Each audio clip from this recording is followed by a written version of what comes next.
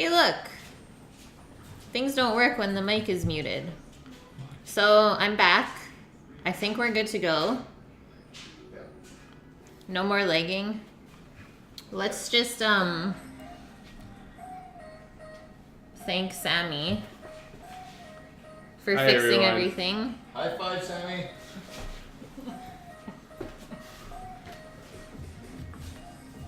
My personal computer tech guy. Don't know what I'd do without him. Okay, so I'm just gonna turn the one camera so we can look at the big green egg. It's pretty much hot now because we just wasted the last 50 minutes of fooling around. So we didn't really get to do what we wanted to do, but I can still explain it a little bit, I guess. Does it sound better, everyone? Yeah, feel it. Okay. Yeah, I had my mic muted. I'm crazy.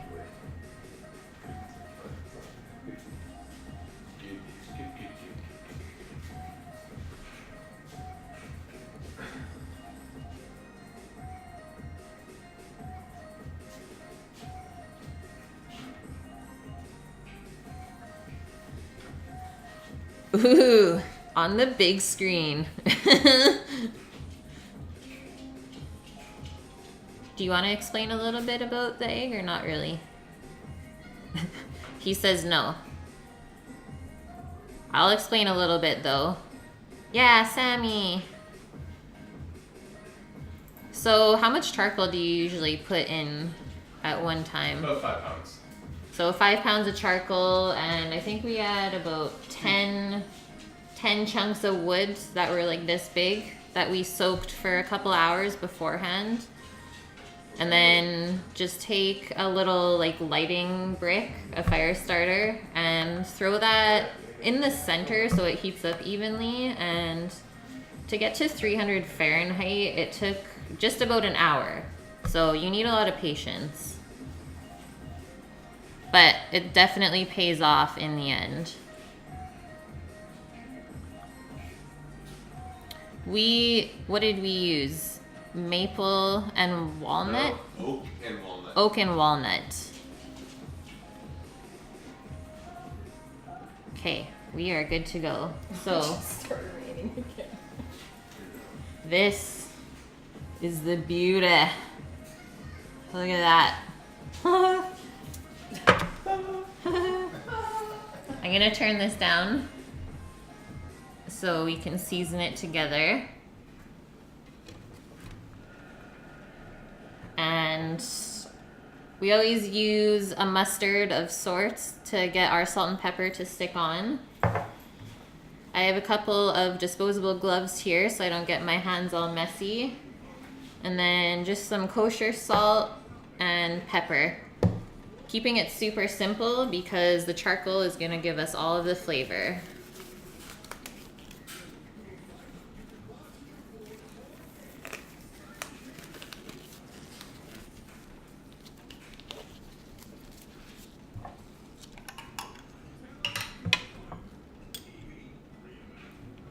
So you want enough mustard to coat the entire piece of meat.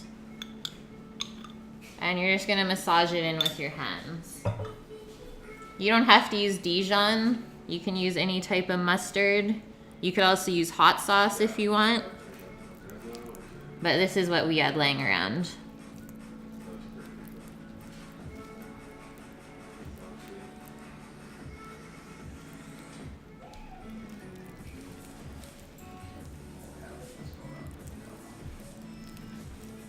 Sam, do you want to get your mixed salt and pepper for this, or? I don't know if I have any tiger spice.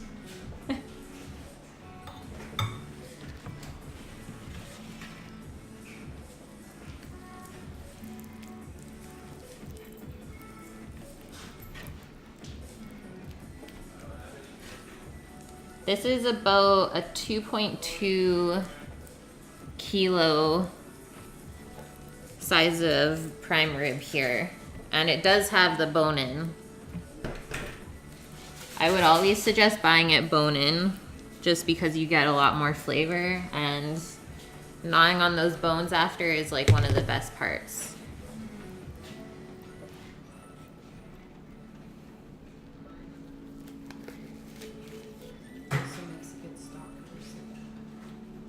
Or you can save the bones and make some beef and barley soup after too. Actually. So this is just a mix of salt and pepper that we do ahead of time. We ground up the pepper fresh so that it's not super small. And we just did 50-50 mix in here. So make sure you spread it on nice and evenly. You kind of have to keep rolling the container as you go. It's okay if you get some whole peppercorns on there as well. You think that the flavor is going to be strong, but this is what's going to create that really nice crust with the fat cap. And it's also going to seal all the juices into the meat.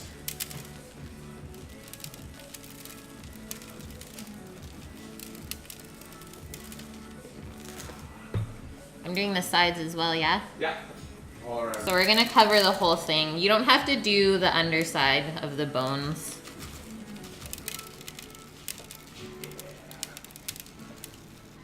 I've watched Sam do this a couple times already, so I think I know what I'm doing. Yeah, you do. He's the grill master here.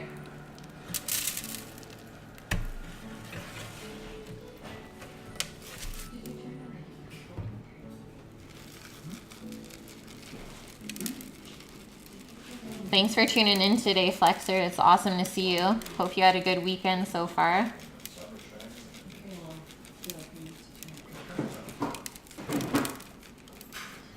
And then just our last side here, I'm just gonna pick it up. Do it like that. So you don't really want to see any of the meat after you've seasoned it and rubbed it. It should just be fully covered in salt and pepper. Seems like a little much, but you need all of this to penetrate this thick of piece of meat. If it seems like it's falling up, just put your hand over there and kind of rub it back on. And I think I'm good. So gloves can come off. Are you bringing it out right now?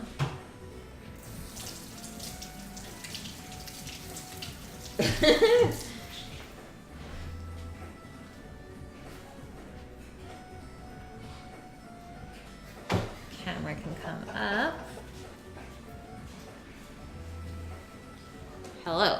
Maybe a little higher. Yeah, we should go outside right now with that.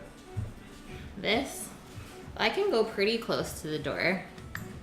I'll definitely show you guys the green egg in a little bit when we take the meat out. Where are we going now? Yep. Okay, so it might get a little wobbly, but I need to show you what this thing looks like. Move the iPad to the way first.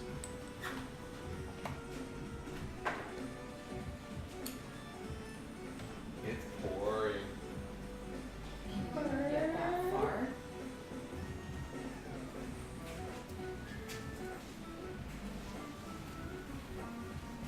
Do you see? So the egg is smoking quite a bit, which is what you want, and then we're only doing about an hour and a half to cook this meat at 300, and the smoke should last all the way through. So that's just gonna chill out and be happy. It's cold outside. Is it though? It's like +8 today. It's just wet.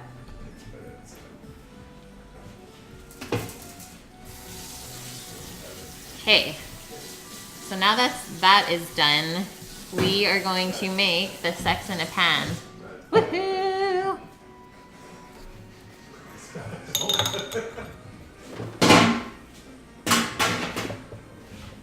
But first, clean up your mess. smell you, eh? I smelled it a long time ago. And now we have a smoky sham rolling around in the house. Everything's gonna smell like smoke, but the good kind. Everything. Like, you should smell it and good. Okay, I think I can bring this a little bit closer.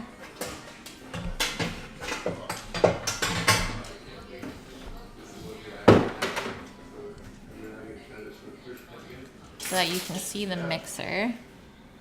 Because we're gonna kind of do all this stuff over here. And if anyone's wondering what this crazy thing is, this is a mixer from Sweden called the Incarcerum. It's amazing, and I'm super excited to show you how it works. It's a lot better than KitchenAid, but it costs a little bit more, like $400 more, but it works much, much better. The bottom of the beaters hit the bowl, and you don't have to fool around with bringing the bowl up and down as well. So let's get started. We just took a recipe off the internet. I think every Sex in the Pan recipe is pretty similar. So there are 6 layers on this, and it might take a little bit to make, but it's definitely worth it. And the pan should feed like at least 8 to 10 people, unless you're a little bit gross, but that's fine.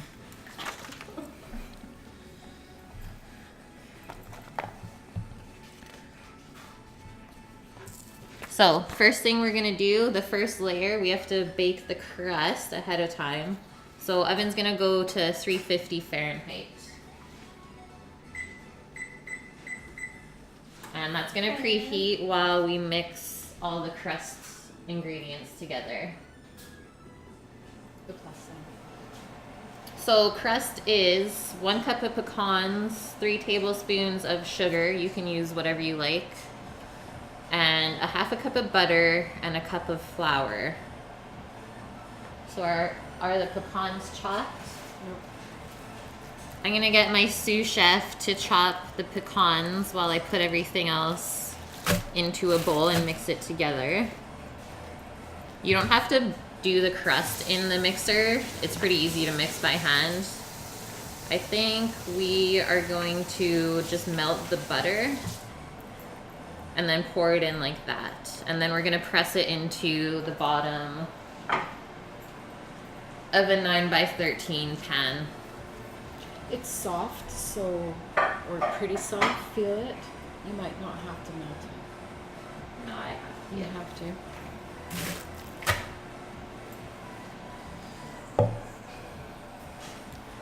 Welcome everyone. Thank you so much for watching. I see that there just keeps getting more and more of you, so that's amazing. I hope your Sunday has done you well.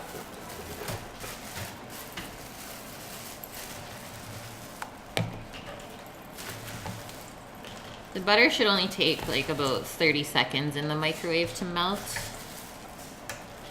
And then you can put it back in whatever bowl you want to mix this stuff in.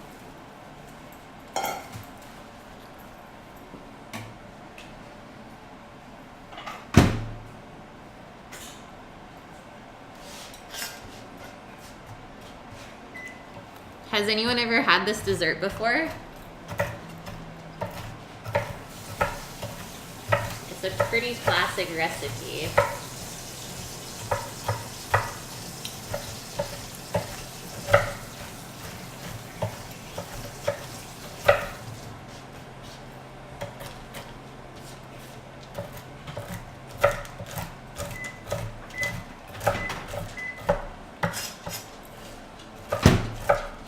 So that's perfect.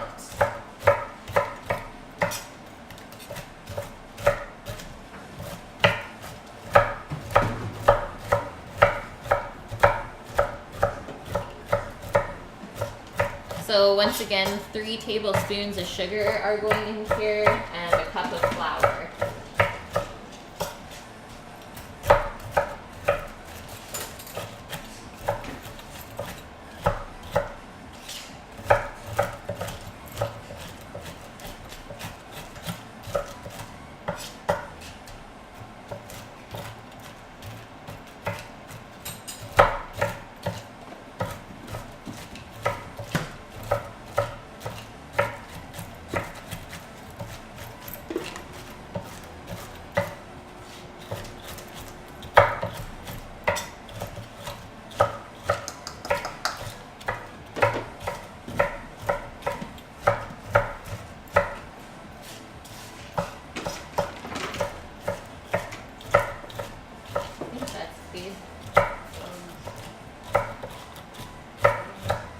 The crust is equal parts flour and pecans, so it's super nutty and delicious.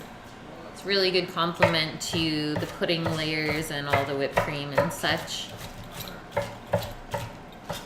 That's probably more than a cup. And do you want it finer? No, it's good. And you don't. So here's our pecans that we just chopped up.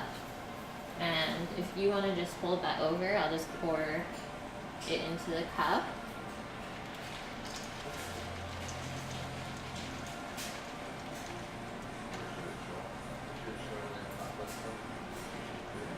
You know what? Close enough. We're just gonna do all of it. Another little tip is to keep your nuts in the freezer always. Keeps them really fresh. So I'm just gonna mix that up now.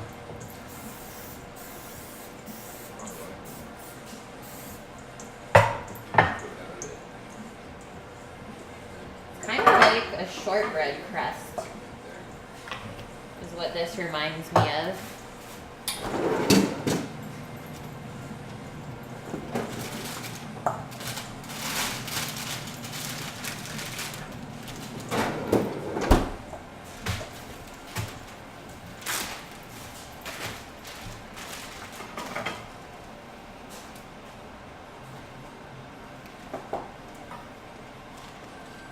Just gonna come back over.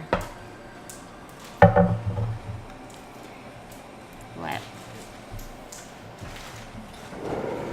I tried to do a donation, it didn't work. Really? Yeah. Oh. Well, what's it saying? Well, you have it. It Oh. just never came up. Yeah, because you deleted that off the thing. Yeah. So there's our wonderful pan.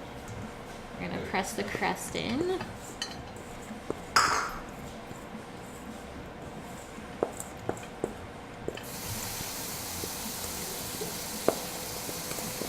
See, Flexerd says you look great. She was scared today, as I'm sure that you remember from last time.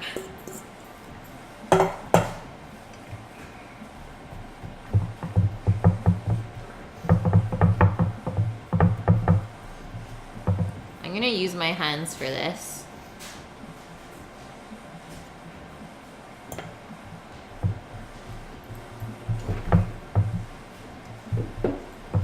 So just press it down as evenly as you can. It's not a super thick layer.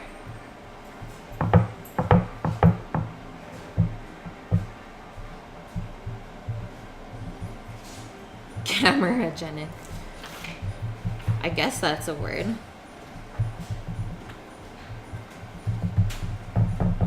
We'll allow it. It's Sunday Funday. We can make up our own stuff.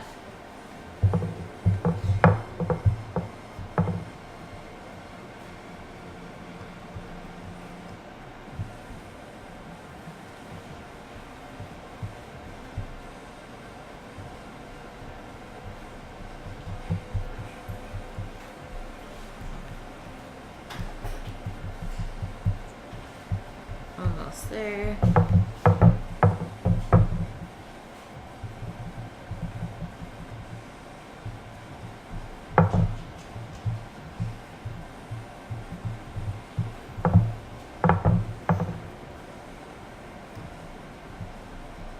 Okay, perfect.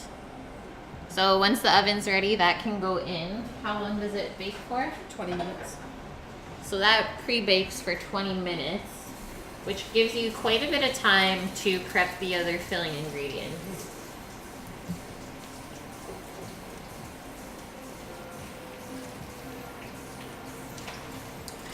And what's our next step?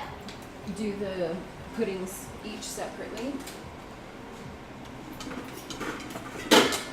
So the next thing we're gonna do is make two different pudding layers. One is chocolate and one is vanilla. Hello. And then we're also gonna whip up some cream. And then another layer is cream cheese and whipped cream. So this is a really like creamy dessert. And and just be careful if you can't eat too much dairy. But I would say that it's definitely worth it.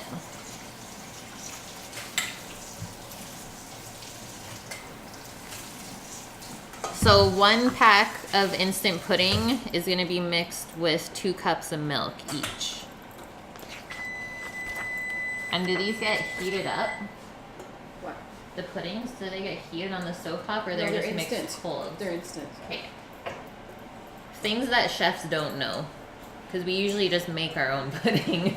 Sorry. I just use this.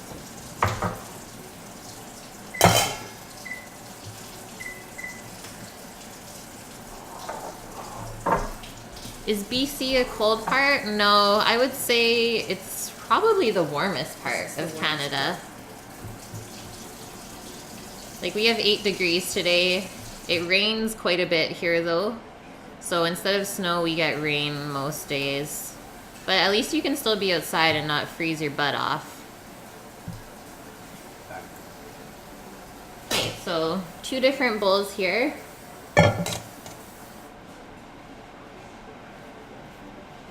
We're just using the Jell-O brand puddings. Would you like to help?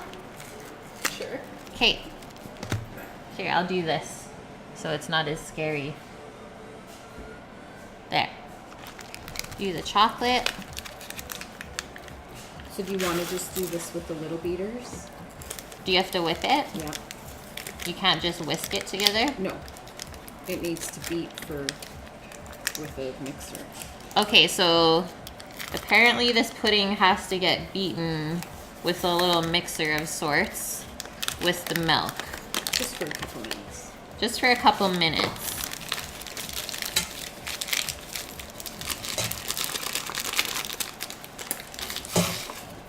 I'm gonna get the milk out. It's out. She says it's out. Feel that.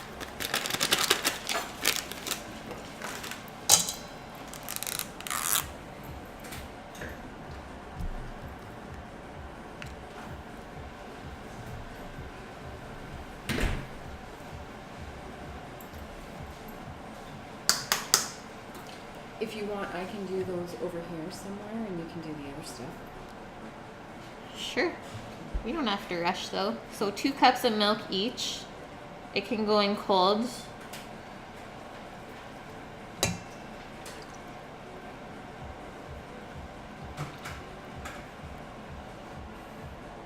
If it's not raining, it's just about to rain. Pretty much. Some days it doesn't know what it wants to do. And you get a little bit of everything. Some days it rains while it's sunshine, so you never know what you're gonna get. So those are good.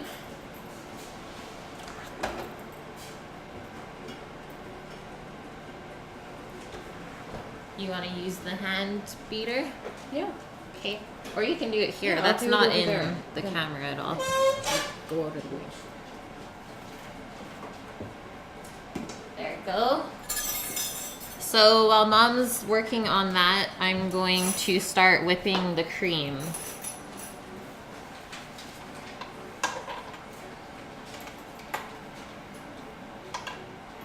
So one full pack of cream cheese, 8 ounces, and then 1 cup of icing sugar and a cup of whipped cream, which we're gonna do that in the big mixer.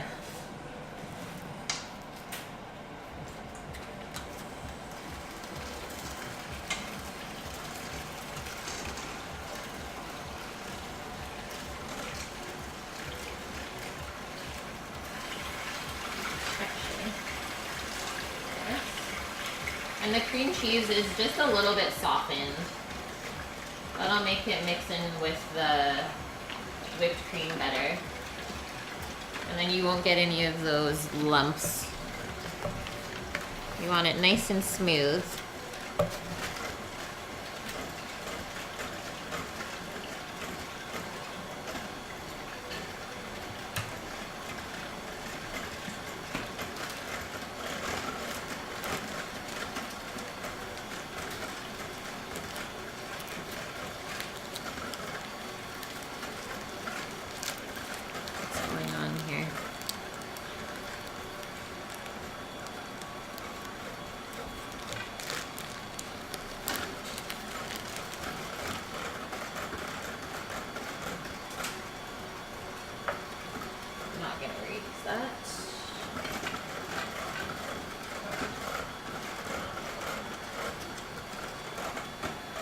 So if you're scared about this layer getting lumpy, just whip the cream cheese with the icing sugar first.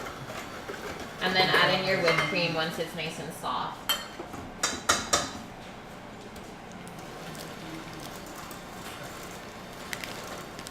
Is Brandon with us today too? I don't know if Brother Bran is in here today.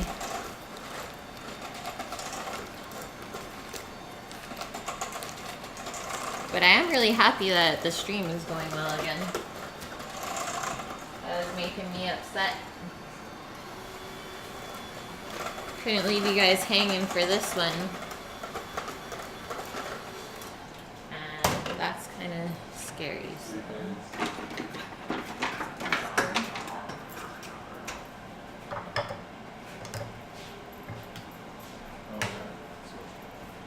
Oh, that's the worst stuff to drive in. Slush and then ice underneath. Yeah, we dealt with that back in Alberta a lot. Those good old freeze thaws.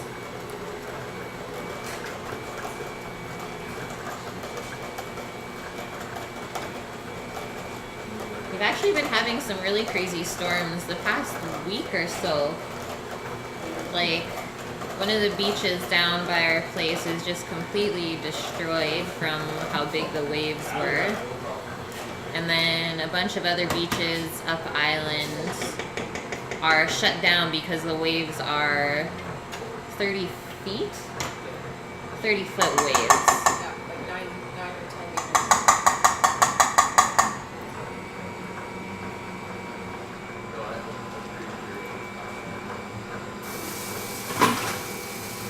Can you see how the mixer is? Like, it's so much fun to use compared to the KitchenAid. Just saying, guys. Just saying.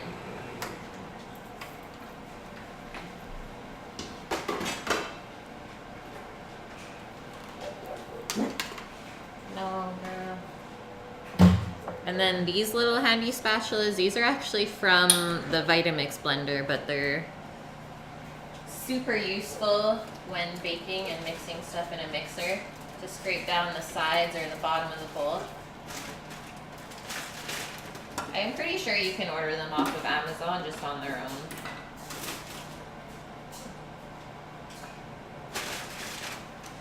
So now we're gonna add in a cup of whipped cream and whip that all together till it's nice and fluffy. It's so fluffy.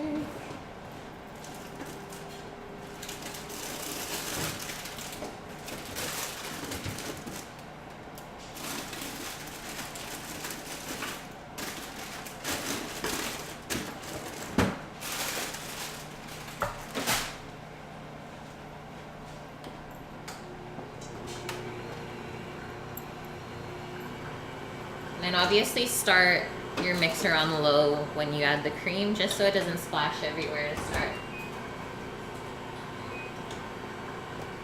You can gradually turn it up as it starts to mix together.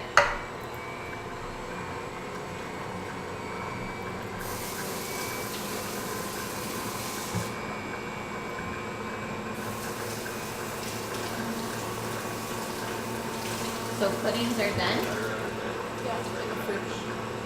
So the puddings are all whipped up and they're just chilling in the fridge for now. That way, when it comes to eating the dessert later, we won't have to cool it off as much. We're just gonna stick it in the freezer for probably an hour before we dig into it.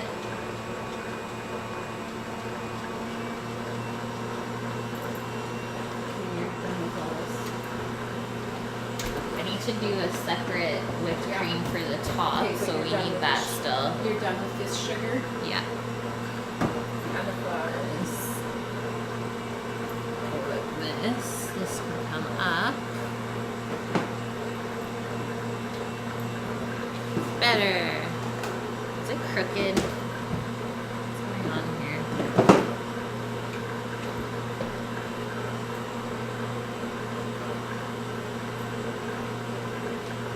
Okay.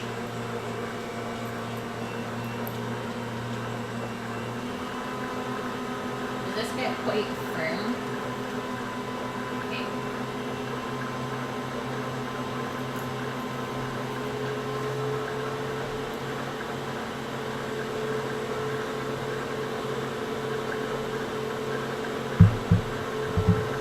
you do anything awesome today, Flexard?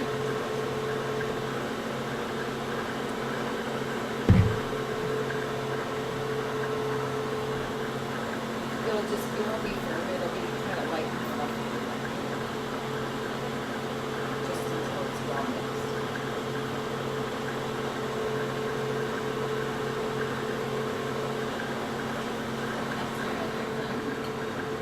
I don't think we need this. You done with that? Yeah. But I would love to take the vanilla for the top whipped cream layer. That wonderful vanilla that we used last time in the apple crisp is definitely going to be going in our top layer of whipped cream.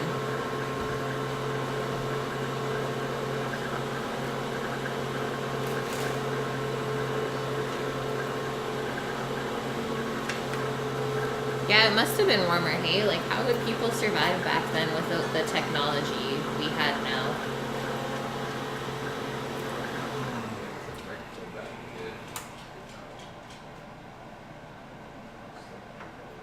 You want another little bowl for that? Yeah. Because you need to do the whipped cream. So, what is this guy? I don't know if this is gonna work.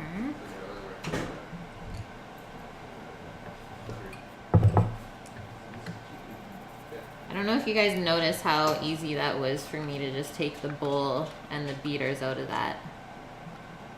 Definitely a plus from the KitchenAid.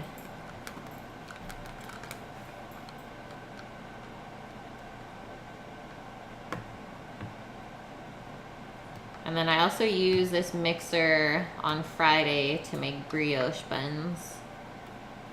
It works really well as well because it comes with a dough hook.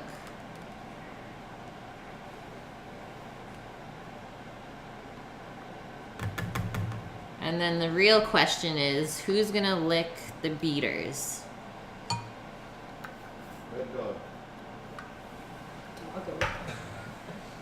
Yeah, you guys gotta hold it though. Well, I'm going to wash them off for your lick.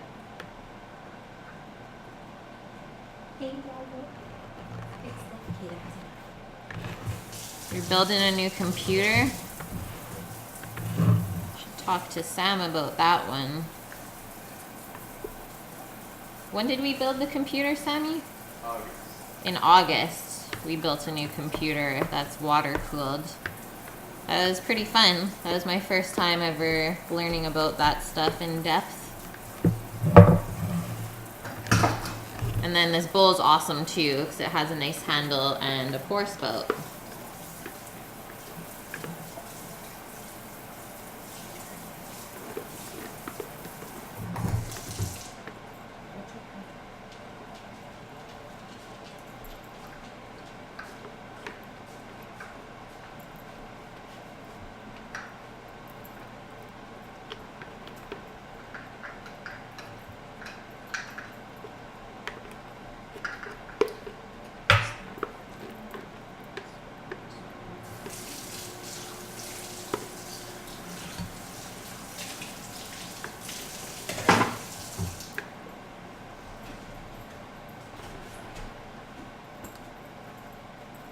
This just reminds me of cream cheese icing, which is like one of my favorite things.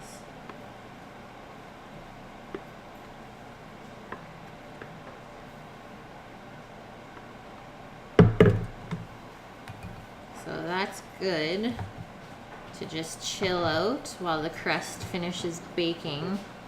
And then we don't want to put this on while the crust is hot either, because then the whipped cream is just going to melt out of it. So you gotta wait for that crust to cool off first. And I'm just gonna wash up that bowl because I'm gonna mix the whipped cream in that next.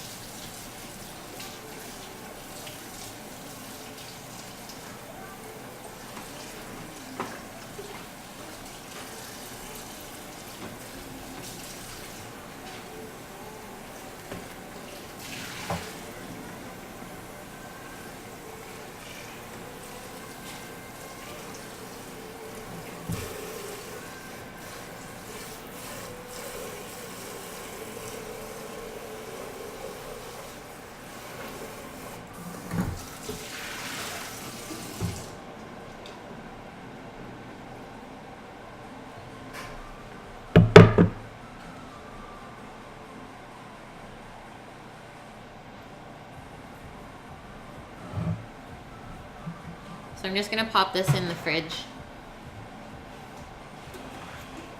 If there's room. There is not. I lied. I'll put it outside. Do you need the spatula? No, it's okay. I'm just gonna wipe out this bowl before I put the whipped cream in.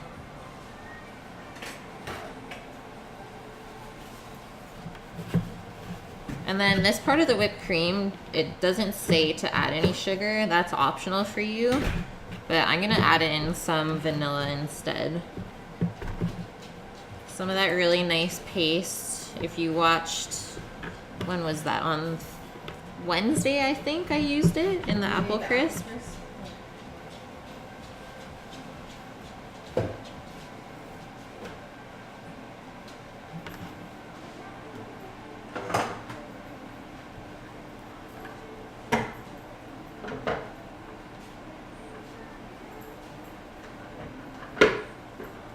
Bowl goes back on.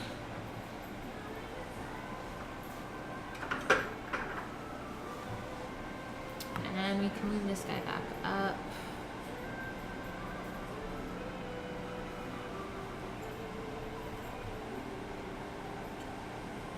There we go.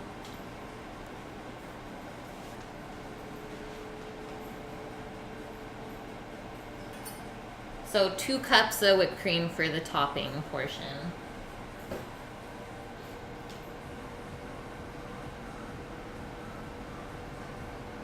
Then I'm gonna add a teaspoon of the vanilla paste,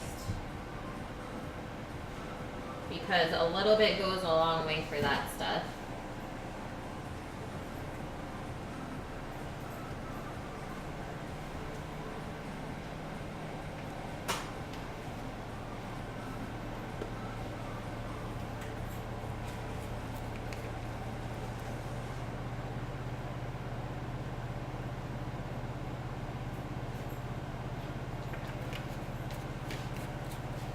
Yum.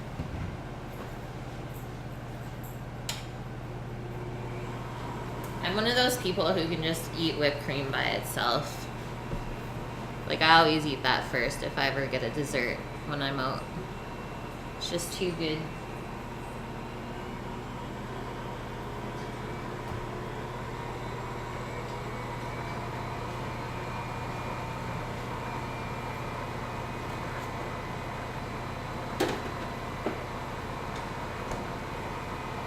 How's the egg looking?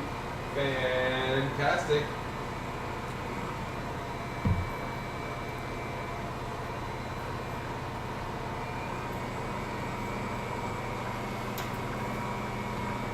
One minute left on the crust. Probably let that cool for at least 5 minutes before you start layering stuff on.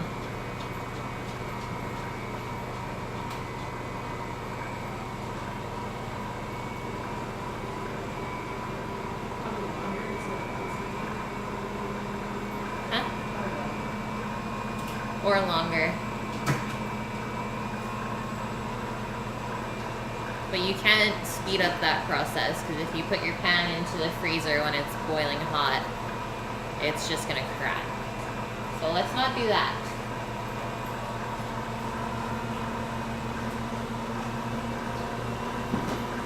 I'm just slowly turning up the mixer as I go.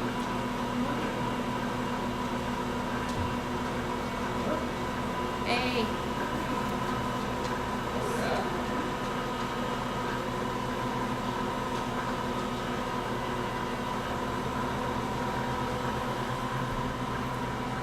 So it's already 4:30.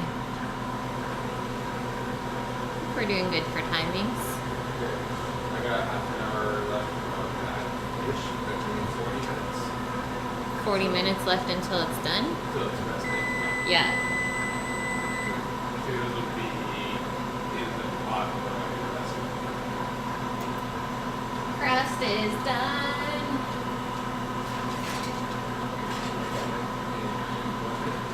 Woohoo! It's nicely baked and sizzling. It's puffed up a little bit.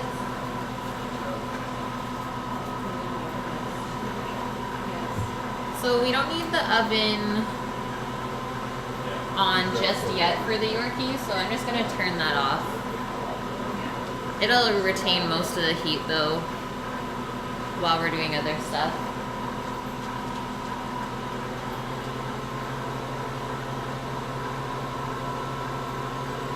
And then the next thing we're gonna do is mix up the Yorkie batter because that has to rest for at least half an hour before we bake it. But while I'm waiting for the cream to whip, I'm gonna get out the muffin tins, which are where? Behind the scenes. So Mom's gonna get out the muffin tins.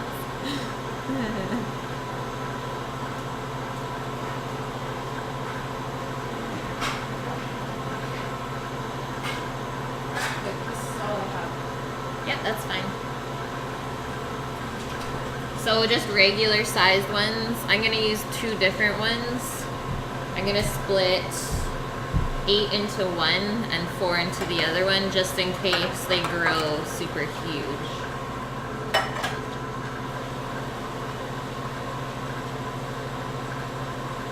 Cream is almost done. We're gonna whip it to stiff peaks. For whoever doesn't know that, that's when you lift the beater out and it doesn't just like fall over the top, it stays straight up.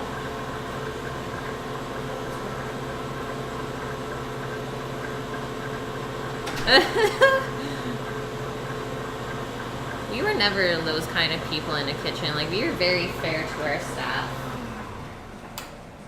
But we did deal with a chef that did steal our tips at some point, and we found out later on after he left. The hospitality industry is pretty shady, so.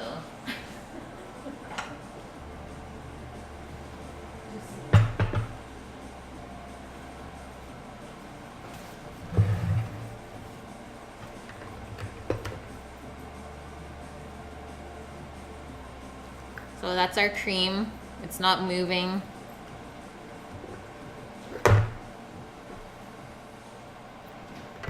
I'm just gonna use the spatula to get it out. It's looking terrible. Looking terrible, the prime rib, Sam says. Which is code for it's looking fabulous.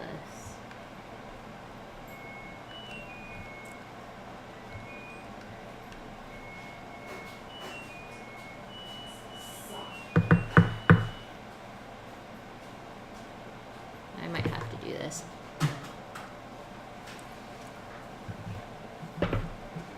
And then you know what else we're gonna do? Earthquake. No, just kidding.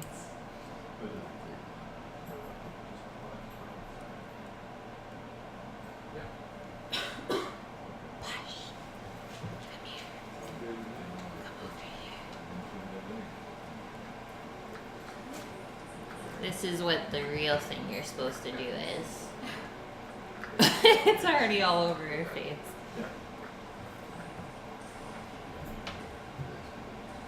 Full-time sous chef, part-time dishwasher,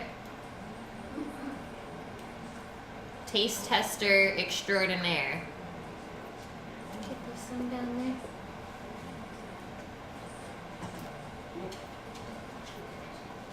It's a must. You should know this.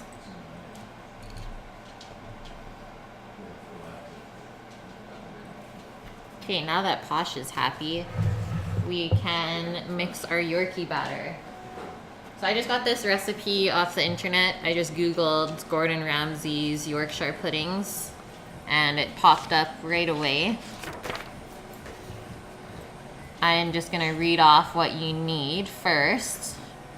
So you're gonna need 3 large eggs, and I'm gonna use duck eggs, so we only need 2 duck eggs.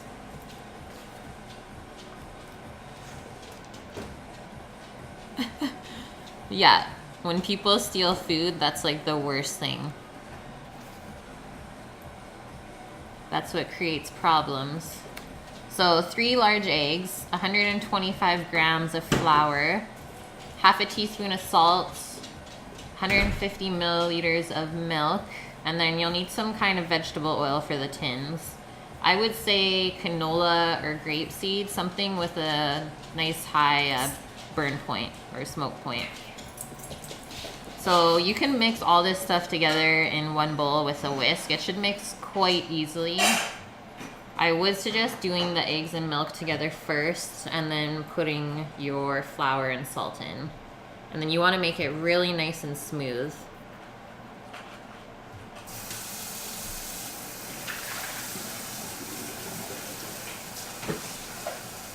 Bowl right here. Can I take that somewhere else and cool it for you? Well, we can't. I might rip the tent. No, I'm just saying I'll put it on a wire rack over here. Okay. We can put it over here. Okay.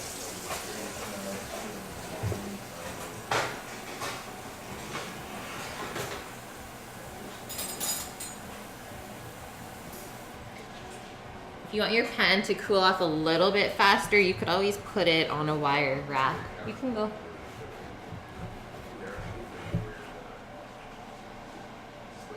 So we're just gonna put it over there. Handy dandy whisk.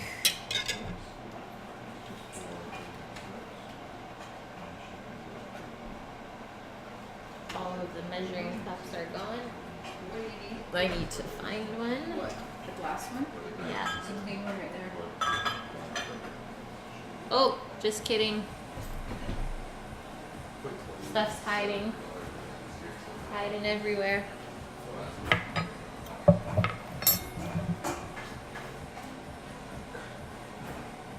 $150 mils of milk. Next year. Or this year. Yeah, can't do that this time. I know. Next year this year we different.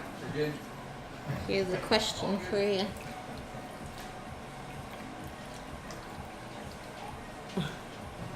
The lines are gone on this cup, so it's really hard for me to read. I need to hold it up to the light to even see. Okay, good.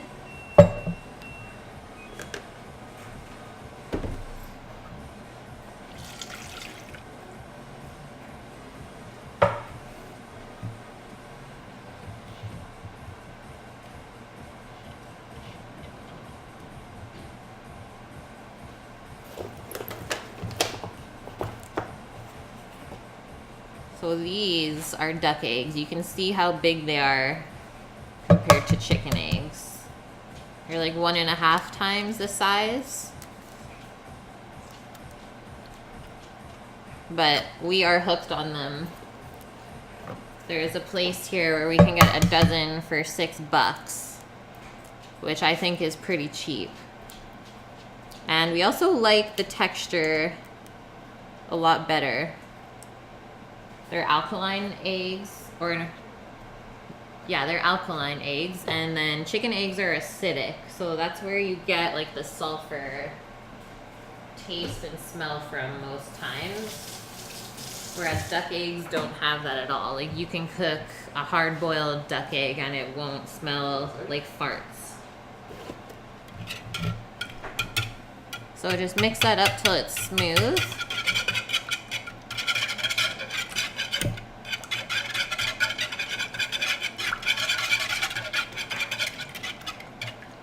I also find the yolks are a lot creamier than chicken eggs.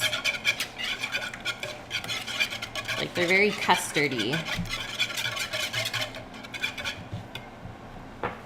Okay, so 1/2 teaspoon of salt, which is like yay much.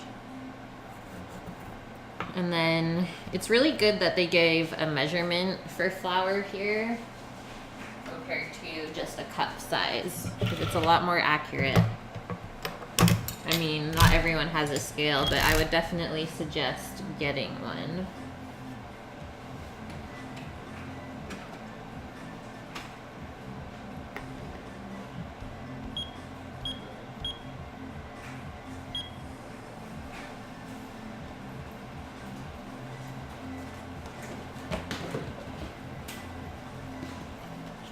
big bin of flour.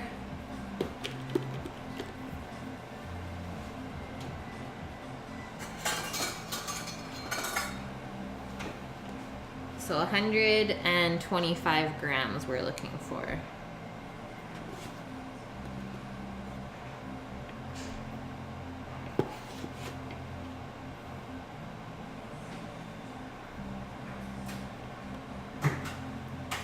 So that's just under a cup, if you guys were wondering, because I'm using a half cup measure right now. And I took maybe a teaspoon out, so pretty similar.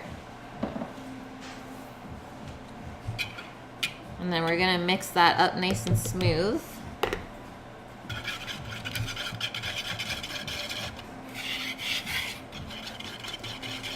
You could also do this in a blender if you didn't want to mix it by hand. That's what I usually did at work. So I would make like 50 at a time of these.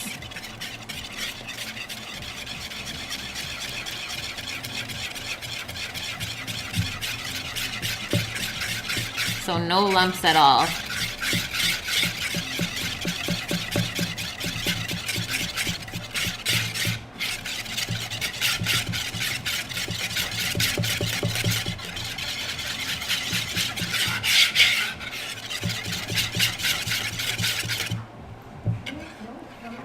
Perfect. And we're gonna let that chill out for at least half an hour now. My little bowl has a spout on it here, but you could also transfer it into your measuring cup, and that way it's easier to pour into the muffin tins later. So I'm just gonna clean up a few things, and then we're gonna line the muffin tins with oil. You want about a tablespoon per compartment, I guess. I'll call it that.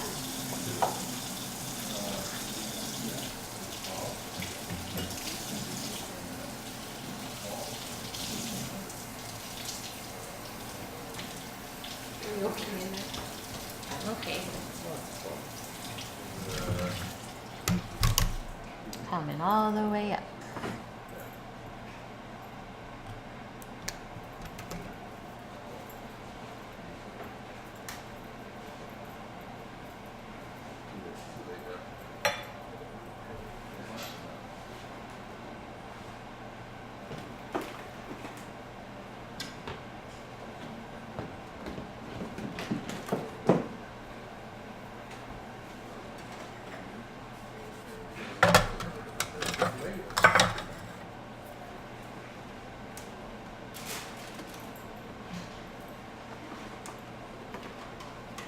So I'm gonna use some grapeseed oil here.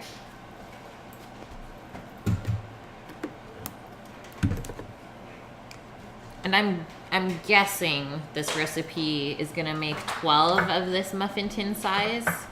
It says it makes 8 large, but I think you can get like a lot bigger muffin tins than this. I mean, it doesn't really matter as long as your Yorkies puff up instead of making it into bricks. Because that happens sometimes. It's still flavorful, but it's just not like as airy. And it doesn't soak up your beef gravy as much.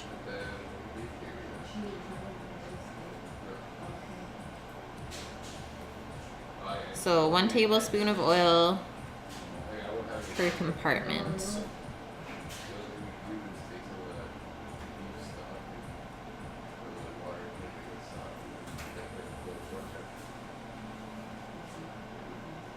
And I'm spreading these out, like I'm not making them all right beside each other, because they're probably gonna blow up pretty big. And we don't want them to get crowded.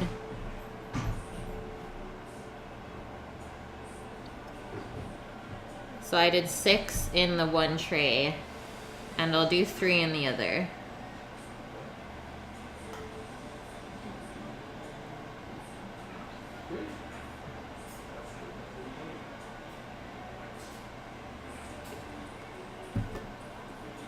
I might be able to show you guys.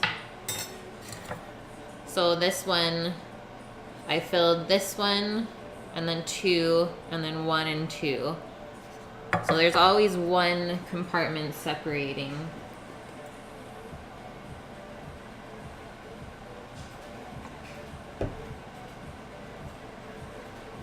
And then we're just gonna leave the oil out because we might need it to do a second round. And the Yorkies take about 15 minutes to bake, so just keep that in mind if you want them ready like right when you're carving the meat. You could also do them ahead of time and then just pop them in the oven really quickly to get another reheat on them. Like max 2 minutes at 400 degrees. Shouldn't take long. So I'm gonna set those aside and just get this mixer out of the way so that we can continue on. Another good thing about the incarcerum is that the cord comes off of it. You don't have to worry about it breaking or coming apart.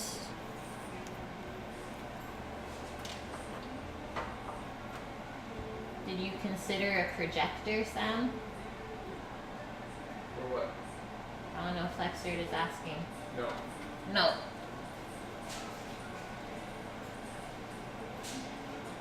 What does it look like to be?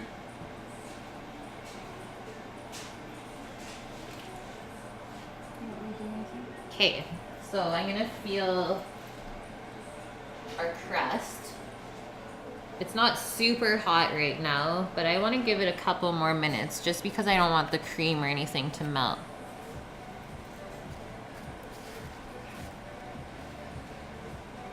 Can we call firefighters?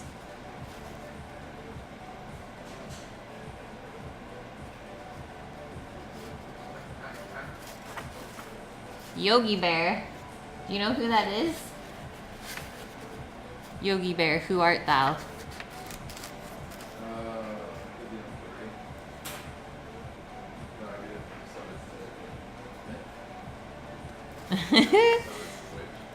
Okay, so we still have to prep the mash and the beans. So let's do that while we're waiting. I'm gonna grab, how many potatoes do we want to do? Like 10? We got some pretty small russets right now.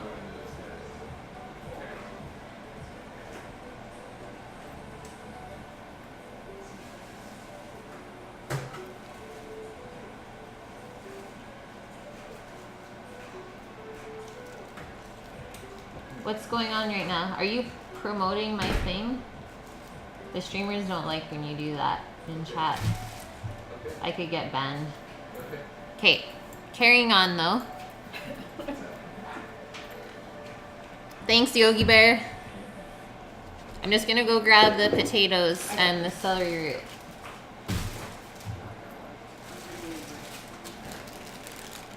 So we got these nice baby russets grown in BC. And we're gonna peel them today. I want a really nice and smooth mash. 2, 4, 6, 8, 10.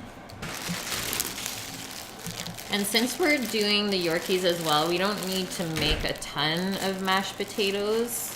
Unless you want leftovers, I guess, because fried mashed potatoes are amazing leftover. I want to take the green ones out of there for you. Is that okay? And then if you ever see like super green looking potatoes, don't use them right away. That's what happens when they like go out into the light too much. So just set those aside and they should come back in a little bit of time. Thanks, Yogi.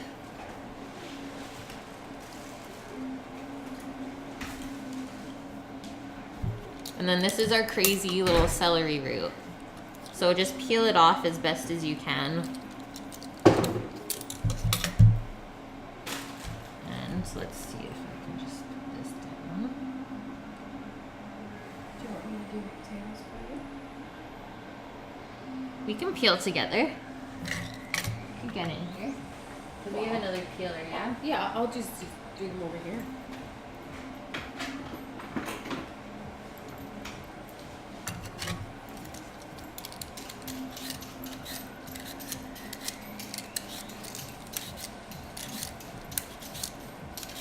So if no one's ever had celery root before, I really like to put in mashed potatoes because it gives it a nice freshness rather than being super starchy.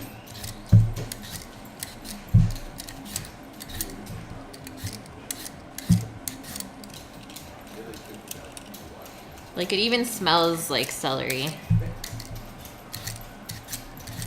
But I find that it doesn't have as sharp a flavor as the stalks do.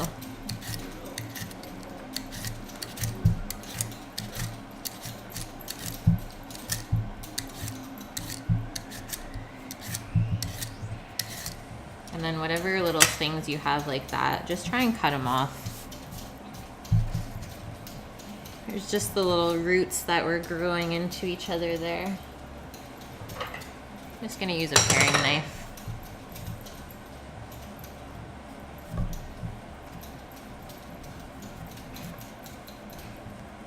If you can, just like kind of carve it out. Try not to get too much waste.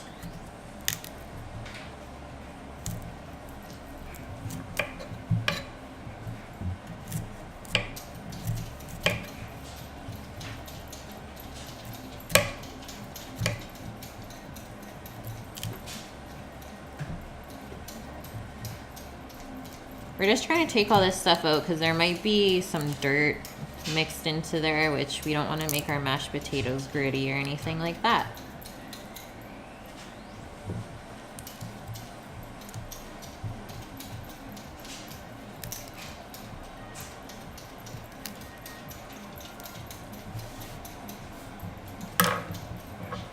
So that's all good. I got it out as best as I could. And then I just have to cut off the end, which I'm gonna grab my chef's knife for.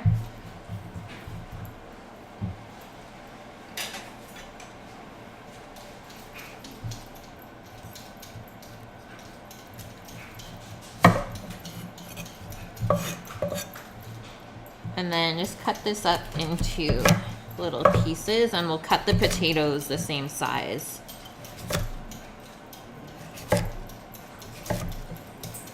So just little cubes like that.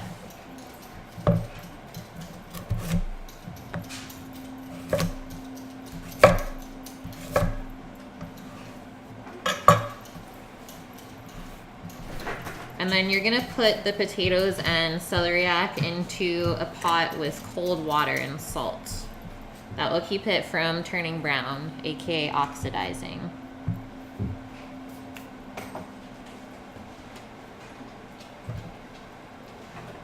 This big one should do, yeah?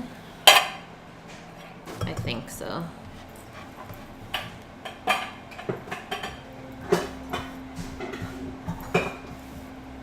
And then at least those are all ready, and then all we have to do is turn them on to boil before we carve the meat.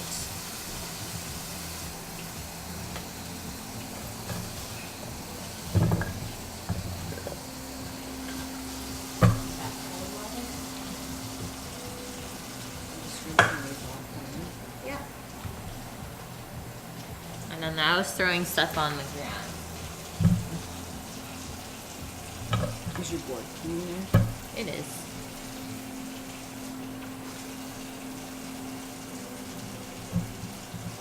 This is like the cutest little potato ever.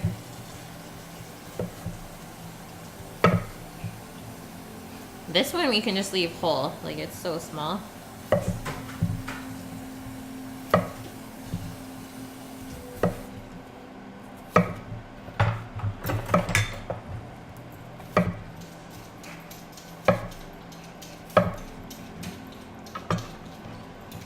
Transfer those over.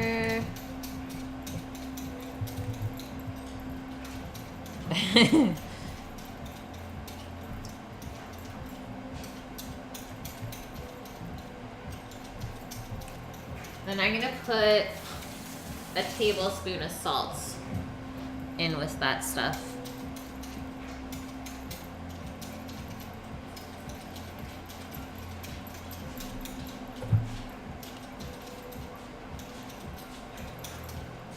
Always salt your potatoes before you boil them. That way they're seasoned on the inside of the flesh. And then if we need more seasoning after, we'll season it at the end.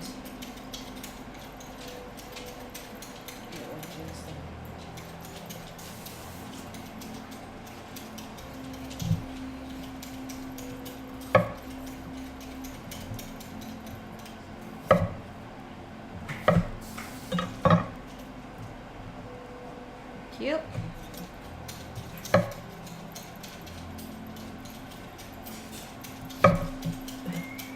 Well, you gotta smoke while you smoke.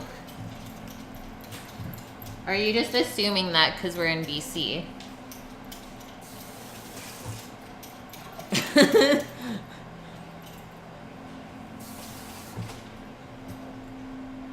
That's the last one.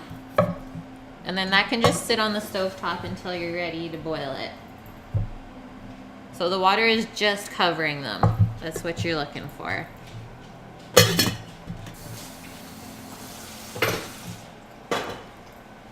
And now it's time to build our layers. I think so.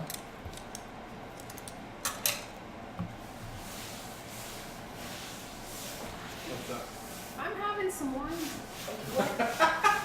Mom says We she's have having beer. some wine. How do we have another See? beer open? So behind. I think we also skipped a step.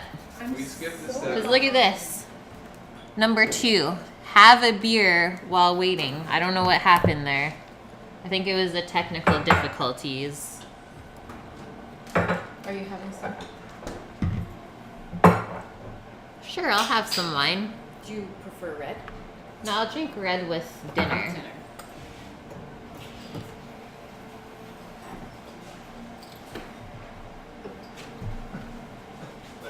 So this is nicely cooled off now, and I can start building the layers. So first layer is the cream cheese one.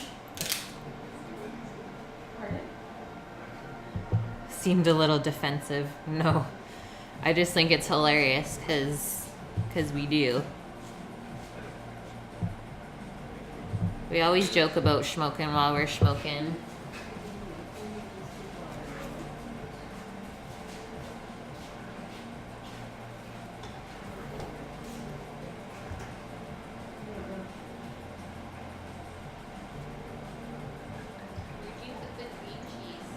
It's in the cooler. Okay.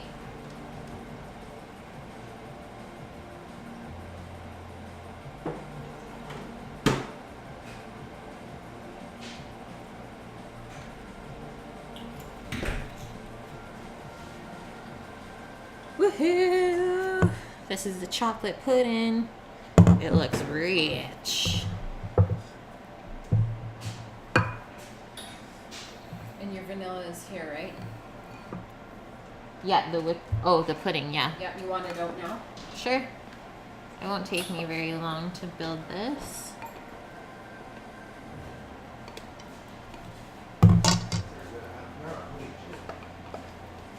Pardon me? Pretty good, half an hour.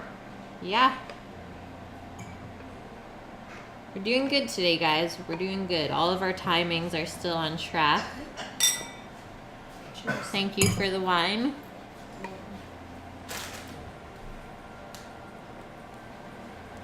Done with that? And then we're just going to spread this out. Yeah, done with it. Are you done with the oil there too or No, we might need the oil for more Yorkies later. So we got to leave that out. no? Done with that? Yeah. So just get it as even as you can. This should be a fun part for you to do.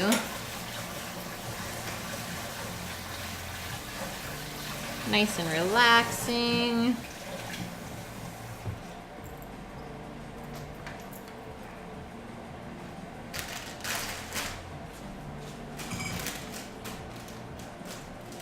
What's that? How are you doing? What are you doing for beans? The beans, we're just steaming them. Just gotta pick a salt. Yum.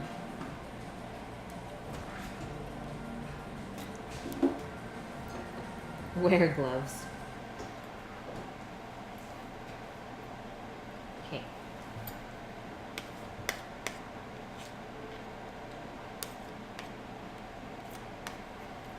I'm just gonna reuse this spatula to keep spreading the other stuff. Is it vanilla next or chocolate? I don't know. Okay.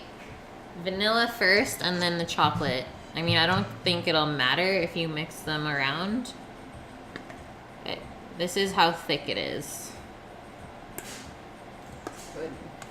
That's some pudding.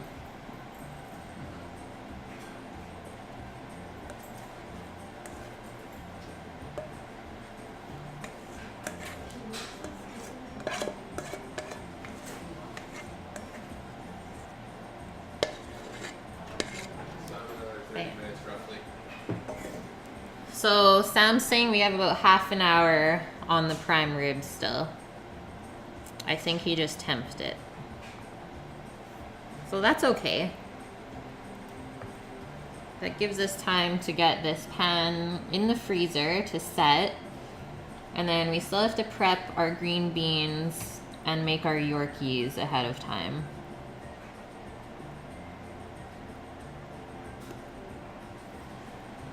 The pudding's kind of mixing in with the second layer, but that's okay.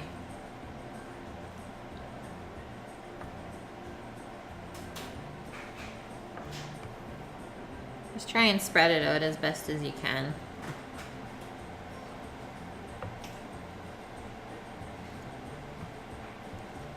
Considering it's all going into the same place anyways in your belly, I don't think anyone's gonna be upset.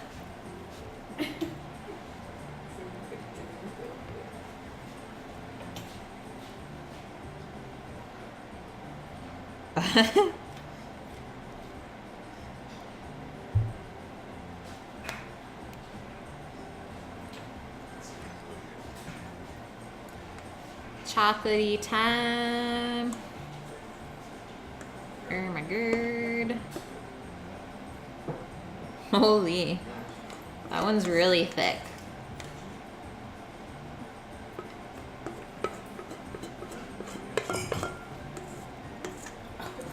You know what else I think would be good in this? Is like instead of a vanilla layer, do a butterscotch layer.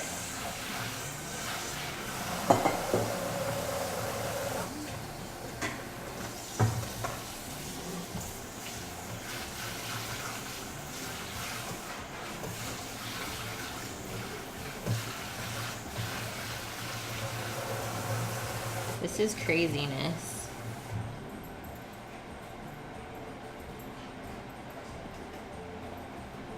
I think it's gonna get messy.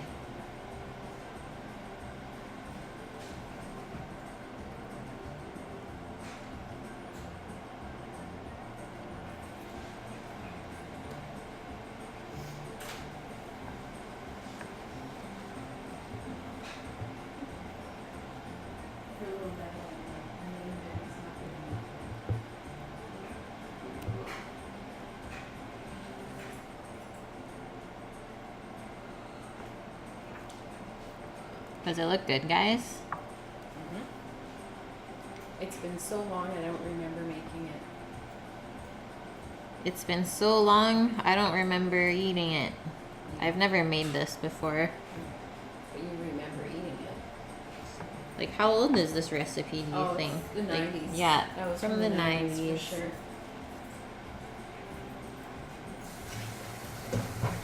I remember always getting so excited when I saw this dessert at like family functions. Okay, I think we're almost there. I tried my best.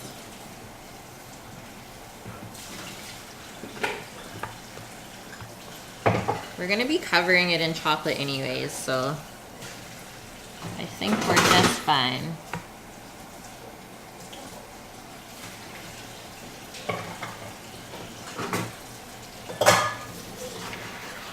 And now the final layer is whipped cream.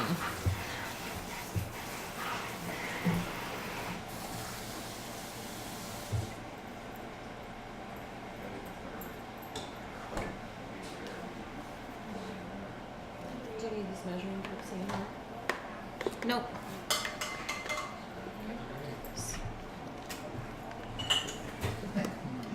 Try and spoon it over as evenly as possible.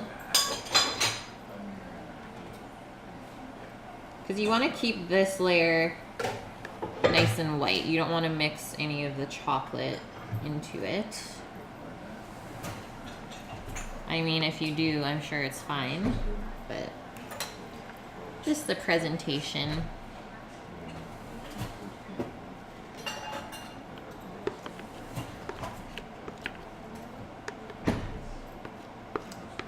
Do you want me to rinse this out for you? Sure. You gonna use it or not? Yeah.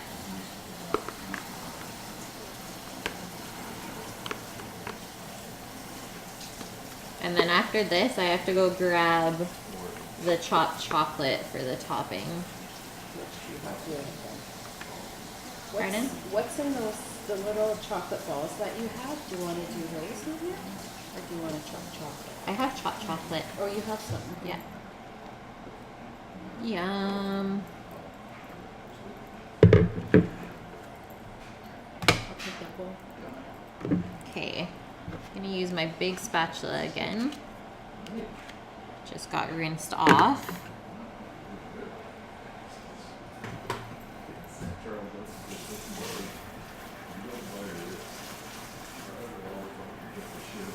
Try and spread it to the edges first. That way all the chocolate pudding is sealed underneath.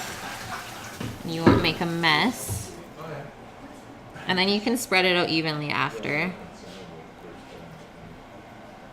I think we need some more over here.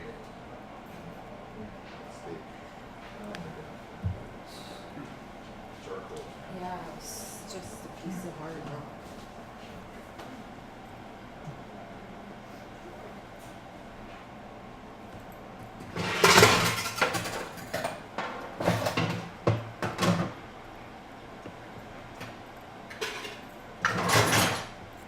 Is this making you guys hungry or what?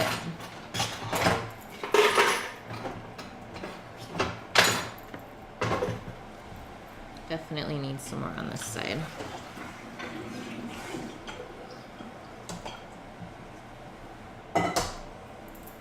Boom. Sealed up.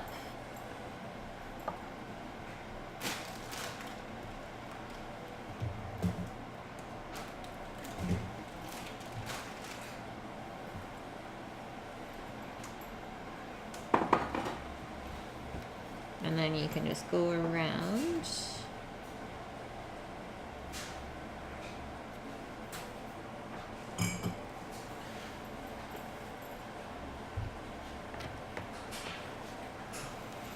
And see how even you spread it out. Hopefully you did well.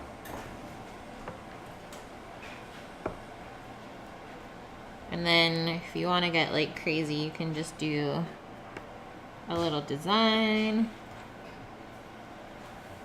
before you garnish it with the chocolate. It doesn't really matter. Just make sure you leave all the cream on there.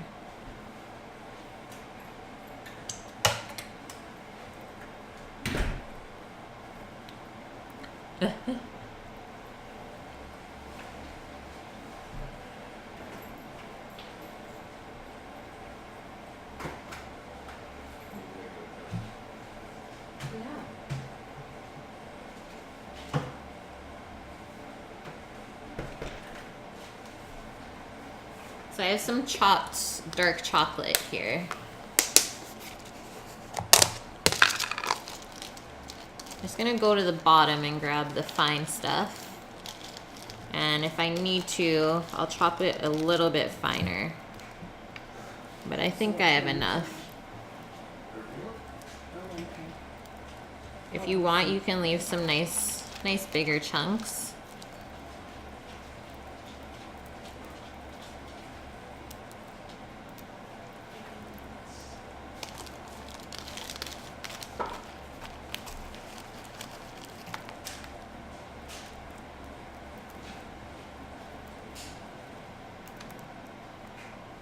You could also mix some score pieces onto here, or like a chocolate bar of sorts,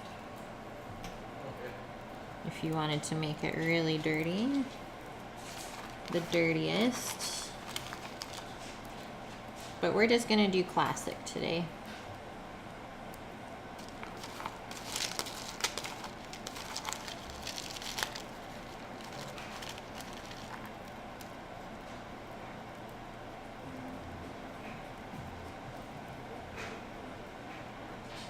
Okay, I think that looks good. We are great.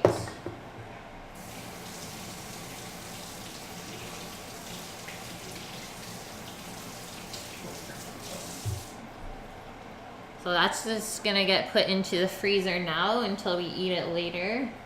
Probably around 7, so just about 2 hours it's gonna chill out.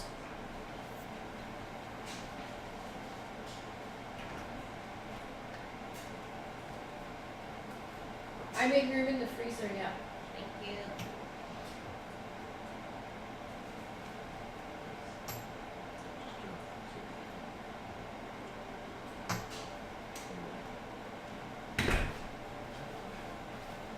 And now we can preheat our oven for the Yorkies. So Gordon's recipe says 375, I believe, but I'm gonna do 400 because that's what I usually do them at. And then you can pop the muffin tins in as well right now, and it'll take about 15 minutes for them to heat up with the oil in it. That's a very important step.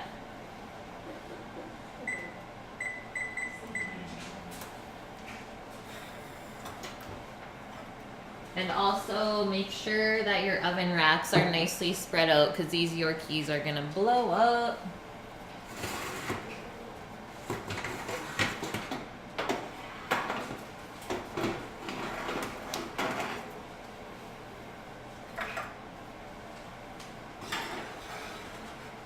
So I'm gonna do the big one on the bottom and the smaller one on the top. Just so it heats up nice and evenly and there's good airflow.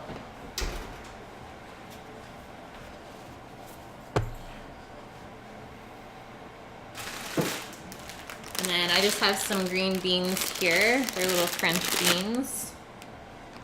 And all of the ends are already taken off, which makes that really easy for us to cook. All of the hard work's already done for us. So I'm gonna have a sip of wine. Mmm. I should say that.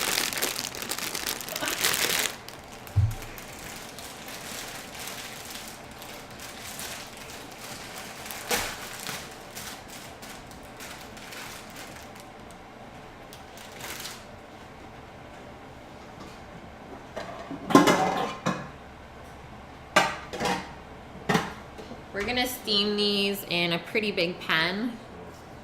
So if your beans are all ready to go, you can just pour them in the pan and cover them with water. Then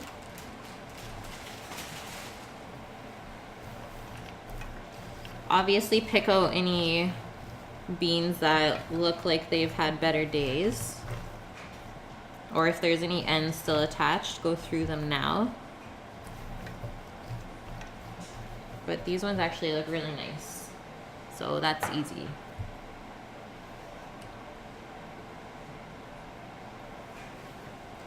And let's say another tablespoon of salt.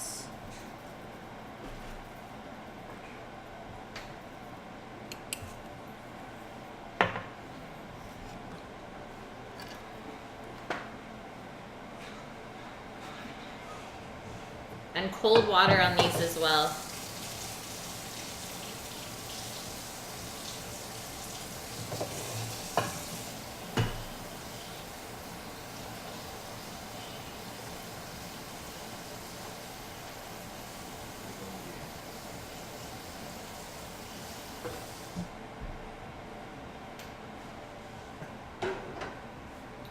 Where's the glass lid for that? Or the lid of sorts? Is it in the Down. very bottom? Yeah. The big one? Yeah, the last one.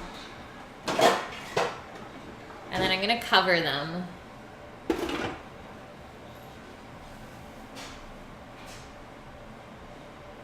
way the pan will heat up faster when it comes time to cook and the beans won't get overcooked.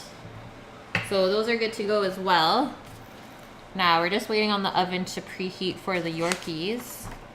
Dessert's done. Mash is on the stove. I guess I could get the fillings for the mash out and ready. And the prime rib has about 20 minutes until it comes off to rest. So we're looking really good. Well, we're gonna use the jus Okay. that's left over from when it rests, I think. Yeah. Yorkies. If you wanted to make gravy, you could go buy some beef bones and then make a gravy ahead of time by roasting them with mirepoix. But we're not doing that today.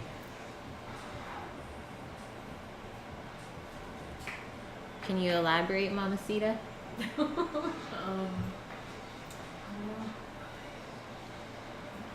She says she doesn't know. Drinking first white wine and then She's now posted up at the audience counter and is just viewing the show. yeah. Apparently her work is done for now.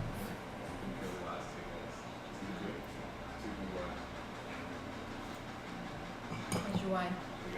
Really good wine.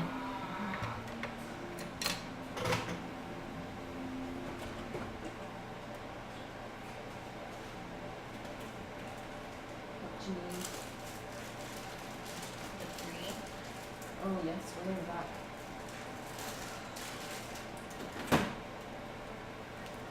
For everyone who watched the Christmas episode, you know what's going down for the mash today.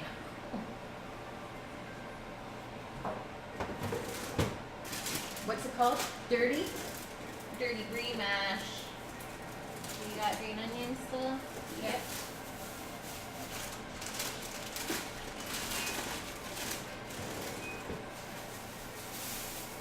Some scallions.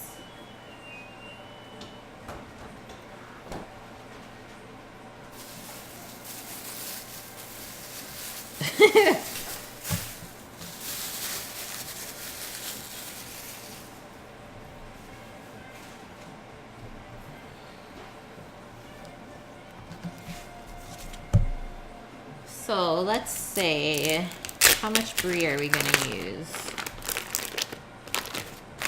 Quarter? A quarter of the thing? Yeah. Is that too much? I think so. Are you gonna put butter in it too, or just brie? I think I'm just gonna slice off like here. Mass amounts of brie. I know she's being a scaredy. How much brie you want? Like half a cup? Third of it. A third of it? No. I said a quarter. A quarter. Quarter of it. We don't have that much potatoes. They're only 3/4 of a pot. Maybe I should have changed the title of the stream to Heart Attack Kitchen. I don't know though. That's because Sammy's in the house.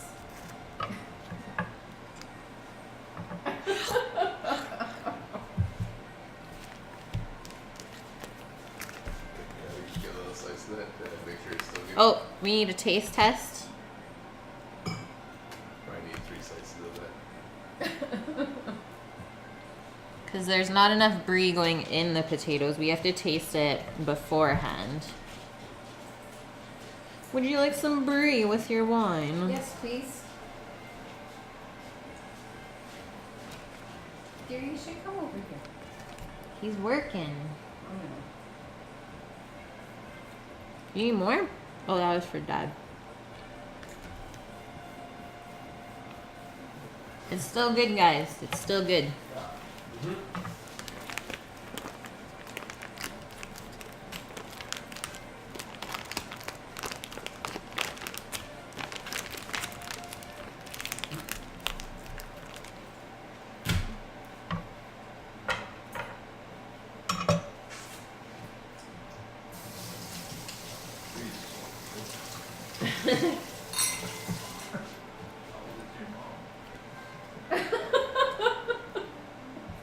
That's classified classified information. Maybe she'll tell you if you say how old you are, Flexard. It doesn't always work one way. Oh, I'm still not telling. I don't care. Or maybe if you guess. Not even. Not even if you guess, she says.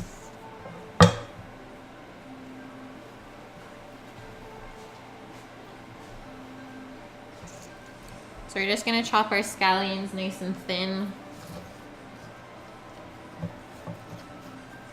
Take off the ends first if they look yucky.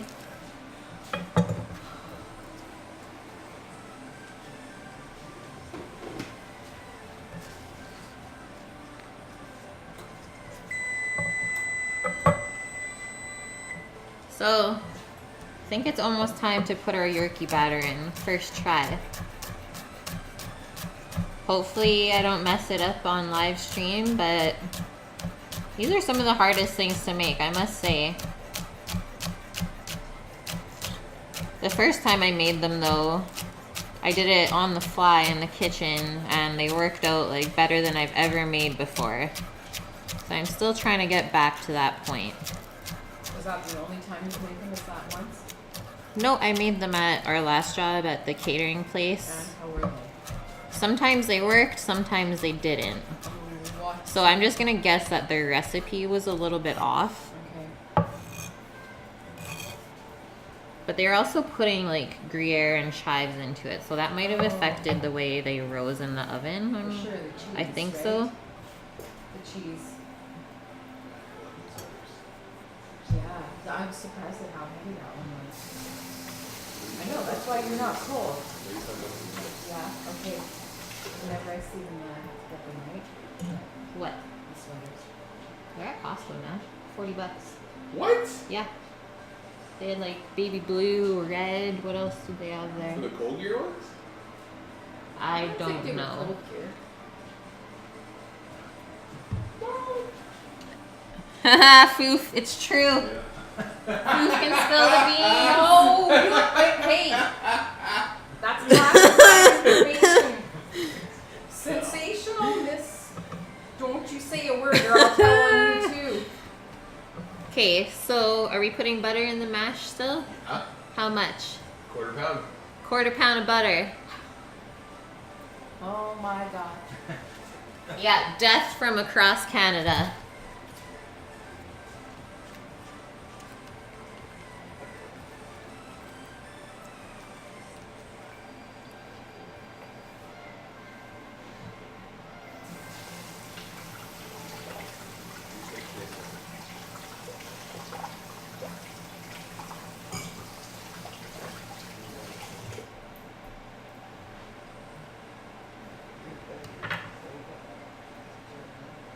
I'm gonna just take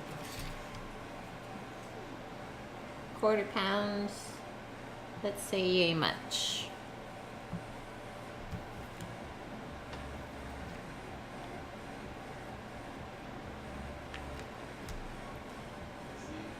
And I'm just gonna cut the butter up into little cubes so it mixes into the mash easier when the time comes.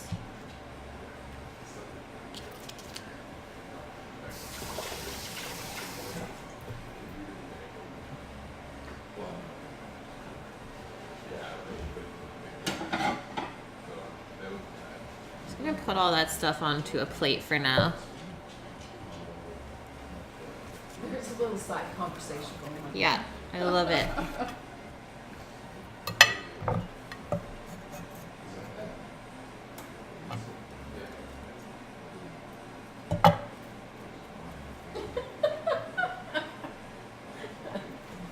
No, that's Auntie. No. You're gonna get Auntie to come out here and go on the. That's On the Sunday auntie that Funday. let me have mustard on toast when I was little, Yeah. and peanut butter and gummy bears. It's the one that started love your it. culinary dreams of peanut butter and gummy bears. Peanut butter gummy bears. Okay, so So, checking out our batter. Oh yeah. Okay. That's how What? Buy you another present. What? Okay, so I'm doing the risky part of the Yorkies, taking the crazy hot pans full of oil out of the oven and just filling it up to the rim with the batter. It might splash a little bit when you put the batter in, so just be careful. Okay, can we turn that fan way up? We're turning the fan way up. Turned up. Otherwise, it's gonna set off the fire. It's true. Actually, I'm gonna open this window. You're gonna do one pan at a time, guys. Just so the oil stays hot in the other pan. Can I open that one a bit too, Sam? The other piece. Thank you.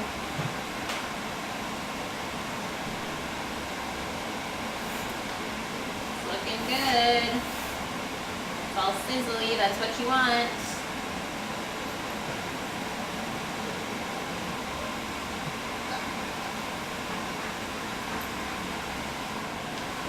Just a side note, these definitely are not good for you, but they taste delicious.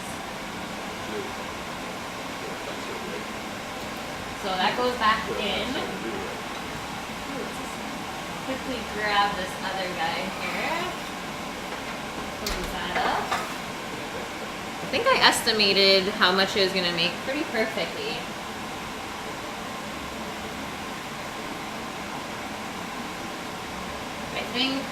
I think Gordon did. Because this just made 8. So that was just a typical muffin pan. Now we know. Close that up. We're gonna set the timer for 10 and see where they are. If they're browning too much at that point, where you can turn down the oven to like 375 or 350.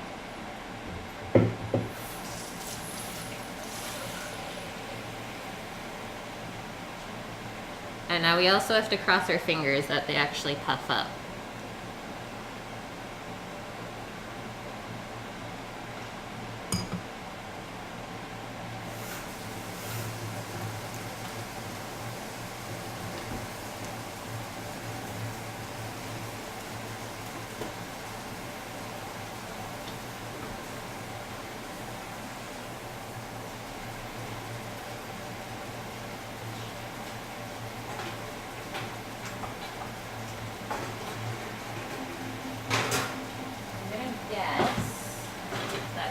This. Yes.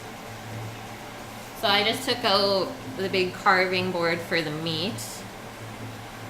And it's super important to have this little catch tray here because you don't want to lose any of the juices that run off while it's resting. Here, just wet this towel and put it underneath because otherwise. And then we're gonna put a wet towel underneath just so it doesn't slip around while we're trying to carve the meat. Another little chef trick.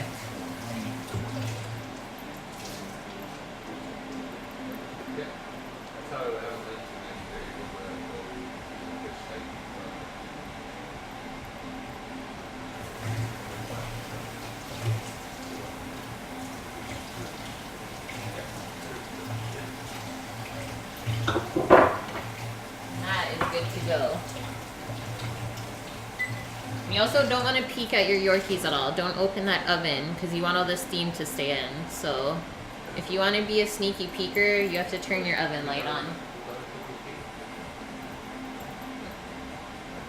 They're not doing much yet.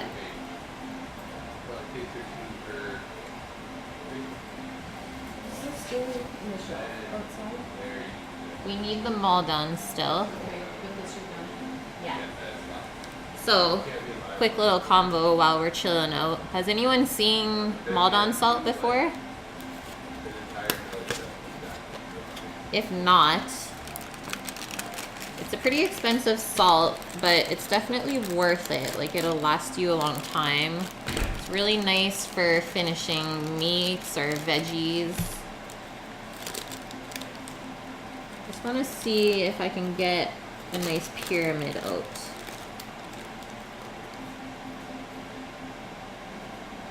Perfect. So it's also called like pyramid salt. This little piece is like a little pyramid, and it just like melts on your tongue from the outside in and spreads out a really nice surface area. So it's a lot lighter than like a kosher salt or an iodized salt, anything like that. And that's what chefs usually use to garnish their dishes before they go out to you. I just thought that would be a cool little tidbit. You can find it at most grocery stores now, or like a specialty deli. And that's what we're gonna garnish our roast beef with. Super yum. There's also a smoked version of that too, which is really good. And then I'm gonna go grab my little salt box of seasonings so we can pick out a salt for the beans together.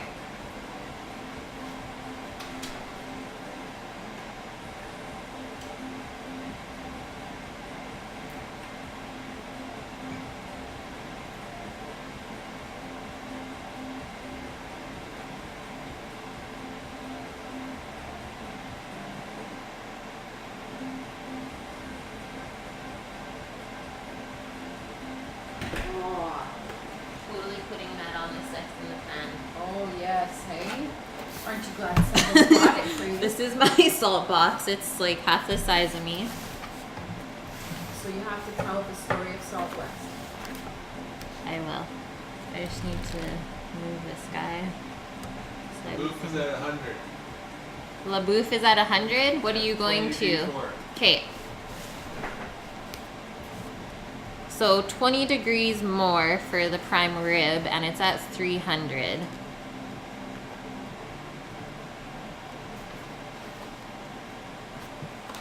I think it'll take about 10 to 15 minutes more. So just going through some salts here. This is a super awesome company based out of Soup, I believe. So that's where we are, and they make their own version of salts.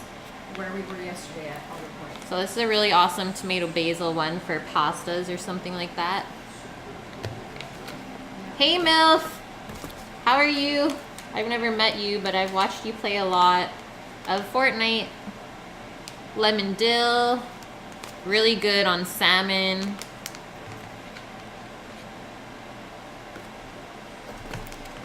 And then you know what? This is like a salted caramel chocolate salt. I think I'm gonna put that on the top of the sex in the pan, because I think we need some more salt in there. It's gonna be super sweet. That would be so good on there. And then this sweet smoky maple salt, we've done that on salmon before. Really, really good. Why are you showing all the salt? Because we're picking one for the beans. Oh, I see. Mama's drinking too much wine and now she's not paying attention, Flexard. Oh, You see this? Smoky espresso salt. That'd be really good on beef. And Amola is a company from Vancouver.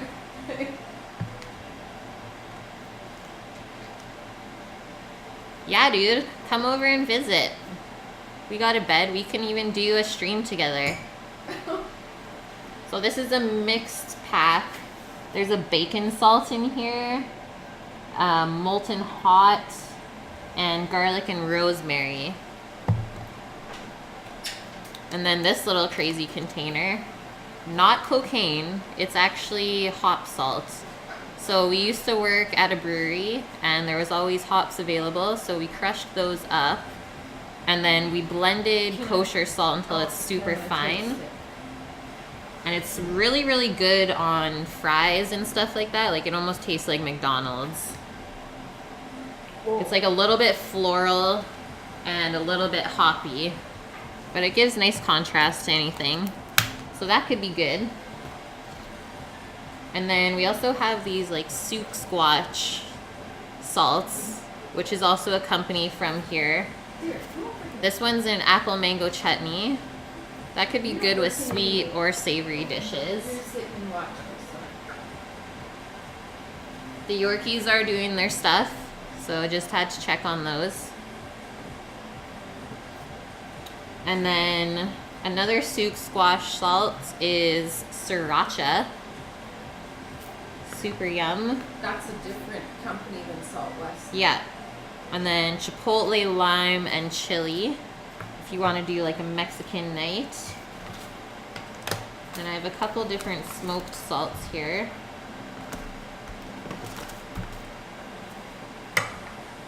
Have you guys seen one that you like so far or not?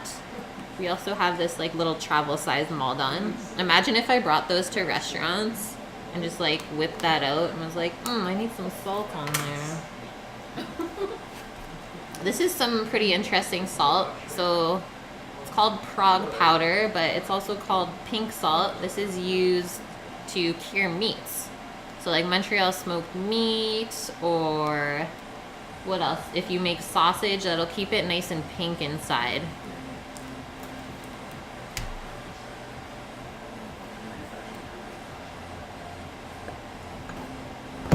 And then, if anyone knows, you would know this MILF, Tony Sachery's. Super good. Yorkies are Yorkshire puddings. So like the really fluffy cups of dough that you usually have with roast beef. I don't know if you've ever had those. And then the rest of these are just Clubhouse.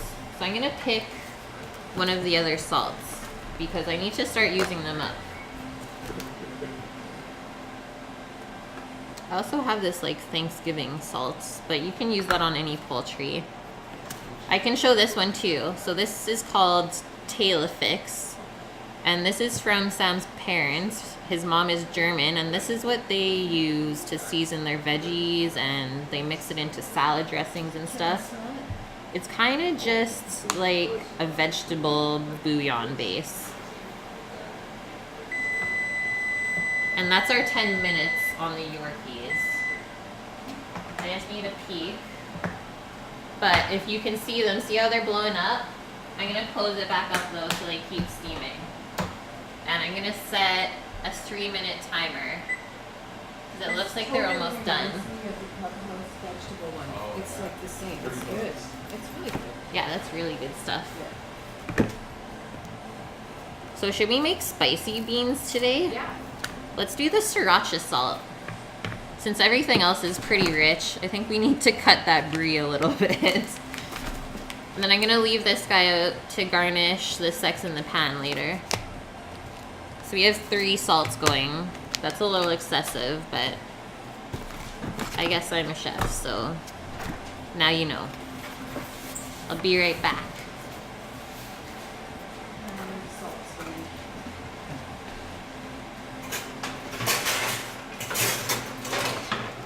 You want to just take the board right out with you, sir?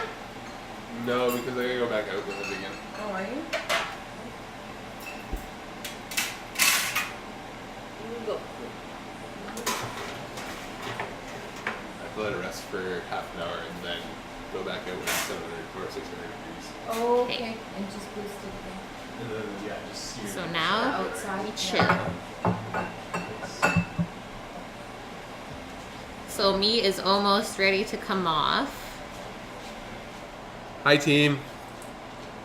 Sam's back again. I'm back. Cheers to my dear. I think it's not even my fault that I'm addicted to salt because most of those are from mom, like Christmas gifts and stuff like that. That's true. Or people we did stuff for. Or we got like a bunch of samples and stuff when we were working in the kitchen. But we just haven't used them very much, so. And it's not like salt's gonna go bad.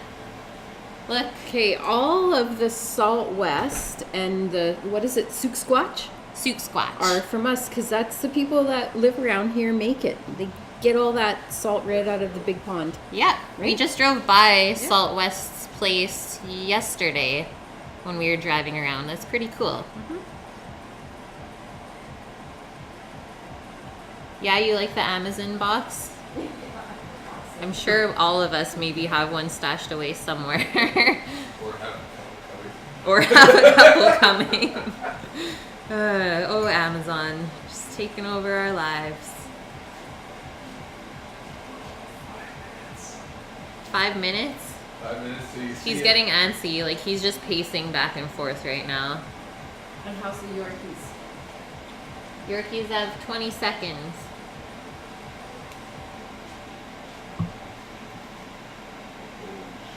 Are they getting big in there? Oh They yeah, got crazy. they're popping. We'll be okay. Okay. I need to spread this out somewhere. Do you want me to take the scale off of there for now? We don't No, need it's it. all good. That's not in the frames Well, at all. but I can just move it out with stuff. Yeah, not the good ramen, I bet. Mr. Noodles. Mel, if you're still young though, you got time to learn. I don't think I cooked very well when I was your age either. Oh, we'll just see. Okay, yeah. But we did start, like, when Sam and I were working together at the brewery, we taught 16-year-olds how to cook and work on a line. And they stayed with us for a solid 2 years just because they loved learning so much from us all the time. Like, they would cook better than their parents at home after we were done teaching them stuff. It's Yorkie time.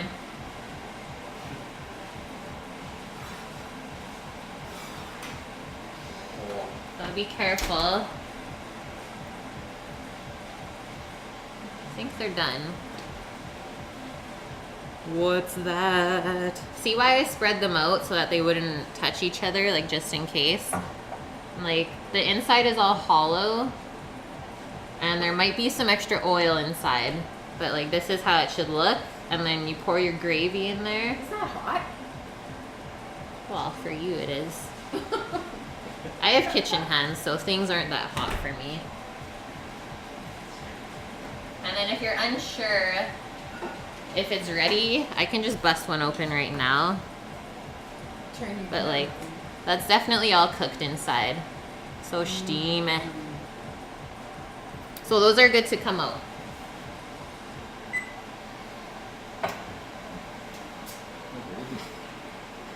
the jus.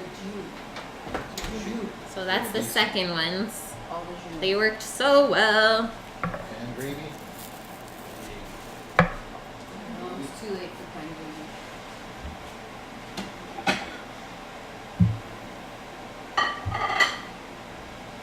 Just get a shot of that. What? This thing. Cruiser. So leave your hot muffin tins on the side to cool off. And don't pour, if there's any extra oil, do not pour that down the sink because that can clog your drain. So let it cool off and pour it into your compost or the garbage after. They're not really nice to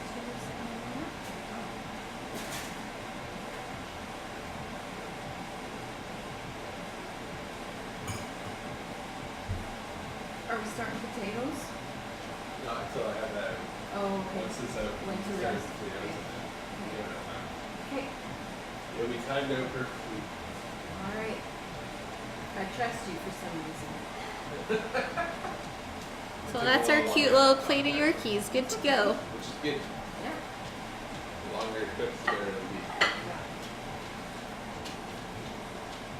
And then we gotta try this.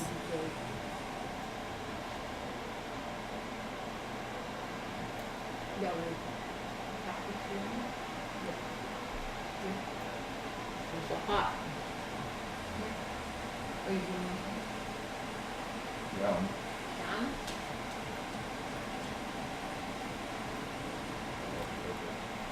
Good recipe, Gordon. Always trust those English folk with their puddings. Even if it's dessert or anything. That's where I always go for my recipes.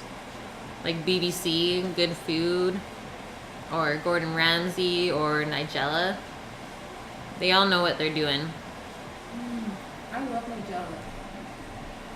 Haven't seen him so long. We're gonna see the meat pretty soon. Oh no, the present blew away. Who's checking the flower pot? Oh no! Oh no! The roach, it came alive. It crawled out of the pot.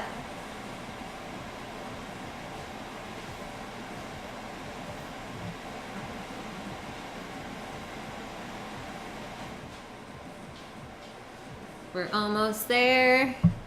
I said we would eat around 6, so even with like 45 minutes of technical difficulties today, we're still on time.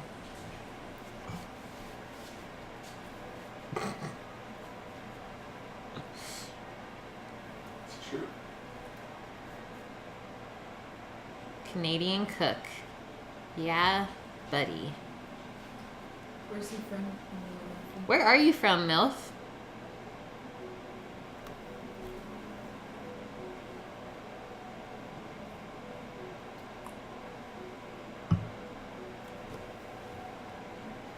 Didn't need it.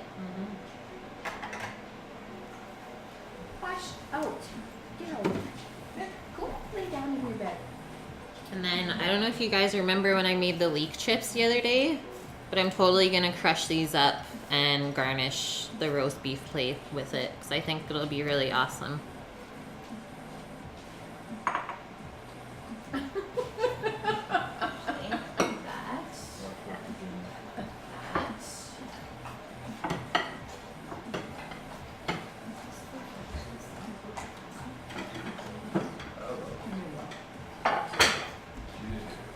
No. I don't really know Watch the Chan. Watch the Chan. What? Oh, watch the channel. I thought you meant like Jan can cook, and so can you.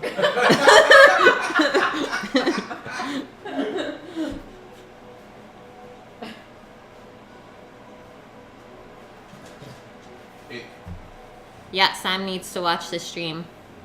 Maybe Yeah. it'll make him better. wow. Nah, just kidding. Wow. He taught me so much stuff. You want to come to the door so I can give you some meat? Sam says I need to go to the door so I can take the meat. Do I want to go get it? Someone else?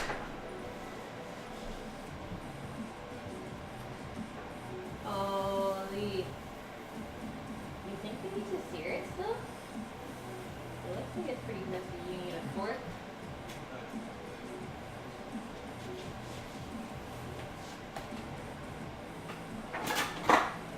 Tongs. Is it 90 seconds? That's weird. She's super sensational. Holy.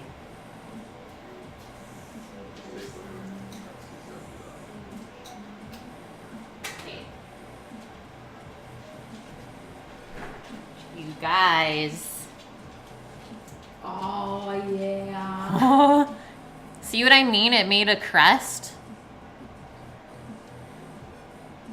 But I'm gonna take that little part off because we're gonna sear the meat after it's rested at like a really high temp. So I don't want that to burn because that's like all flavor. So you can take that off and just like crumble it on top. Norfolk, Virginia.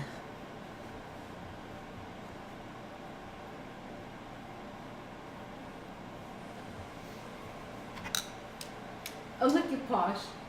Is she right next to you? No, she's over there. She was with you. Yeah. I'm gonna get a bowl. I don't want to lose any of those goods.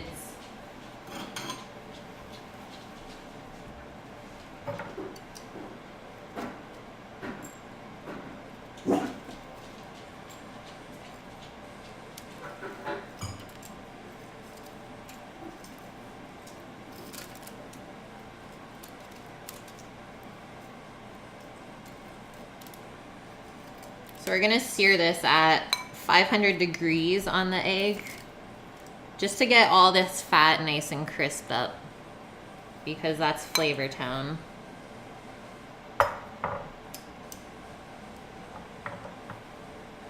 And then that's just gonna chill out for about half an hour.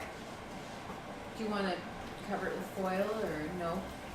We're not even gonna cover it with foil. Or yeah. This is going out for a little bit. Okay, so hot. I just have the cast iron. Oh, okay. That's all I heard. Yeah. No, she can stay in. Yeah. So if we covered that with foil now, it's still gonna start or continue cooking. So we're gonna leave the foil off and just let it chill out because we don't want to steam it at all. We already got a pretty good crust on there. Yeah, she never. Yeah, that looks Give me good. a wine. I've been looking forward to this for like 2 weeks already. I had this planned. So what was the temp when you took it off? Or we haven't done it yet? Kate, Flexer, you know the deal. I'm gonna go in this way.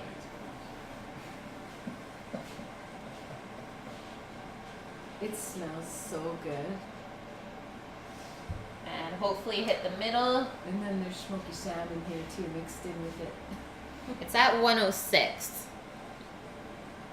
So we didn't want to take it up to like medium rare yet because searing it again is gonna heat it back up a little bit.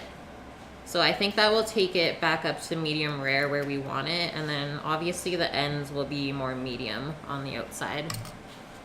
That way there's enough meat for everyone if they don't want medium rare. And then hopefully there's leftovers for sandwiches, but I doubt it. No soup. You never know. Soup. Or I'll make a beef and barley soup Yeah. I think we should do for that. lunches. Smells amazing.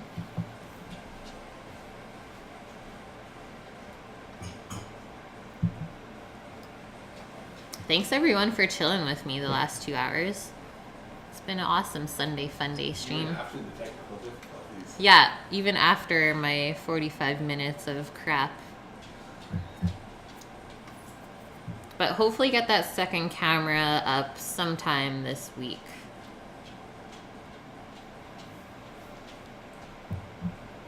And then Posh is just gonna be guarding the meat for now. She says, "What? I'm innocent."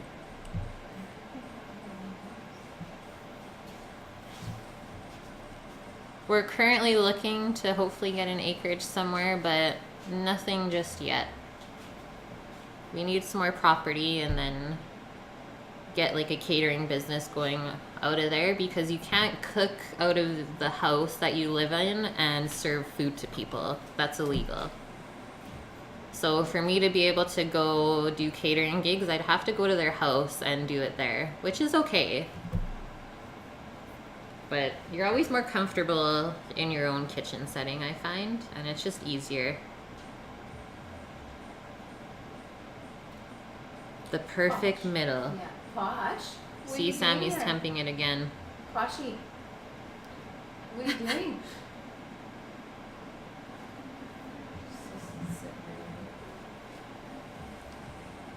She says, "This is my carpet. I will sit here."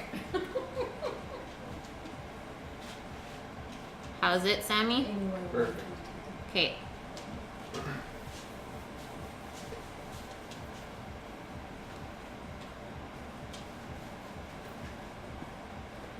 I'm too excited. So I can start the mash then now? Yeah. Okay, so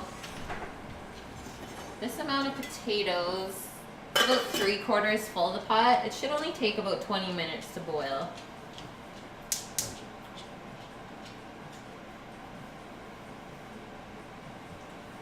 We want these ready like as close to carving time as possible. We don't want them to sit too long.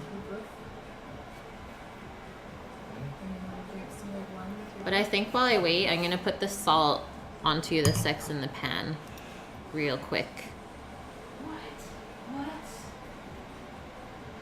Okay, which red do you want? This. That one, Jimmy? I think it's gonna be a messenger. Nice. There's still an open bottle. I am feeling. Well, no, I would try some for Huh? sure. I'm feeling really good about that. You're feeling good about that piece of meat?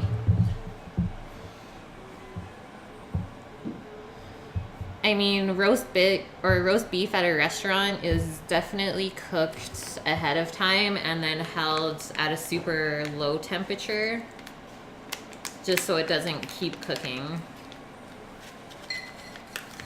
We could This is So it's definitely not always going to be the freshest. But if they do it right, it should still taste really nice.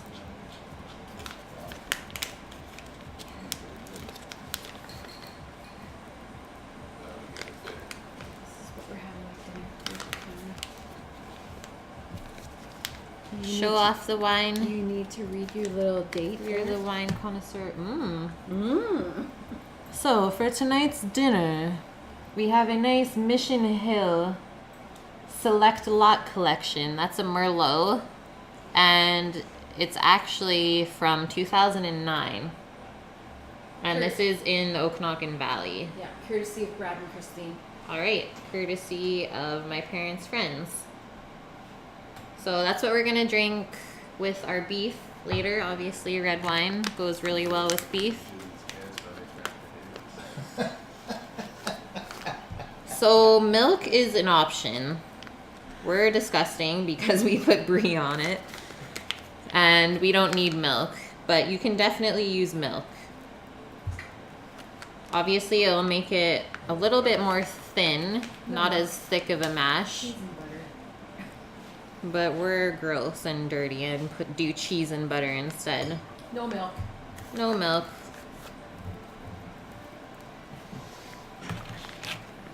I like my milk in a glass. You could do anything though. Like lots of people put sour cream as well. Or buttermilk is good too in mashed potatoes. Let's just say the dairy of your choice. Salt and caramel. Yeah, I'm gross. Yes. The one that I gave her for Christmas. So that's all chocolate and salted up now, and that's going back in the freezer. MILF never saw that. So that's the sex in the pan.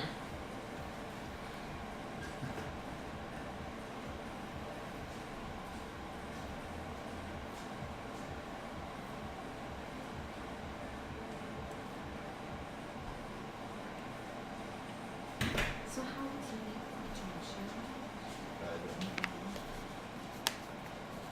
make Cook some good cereal.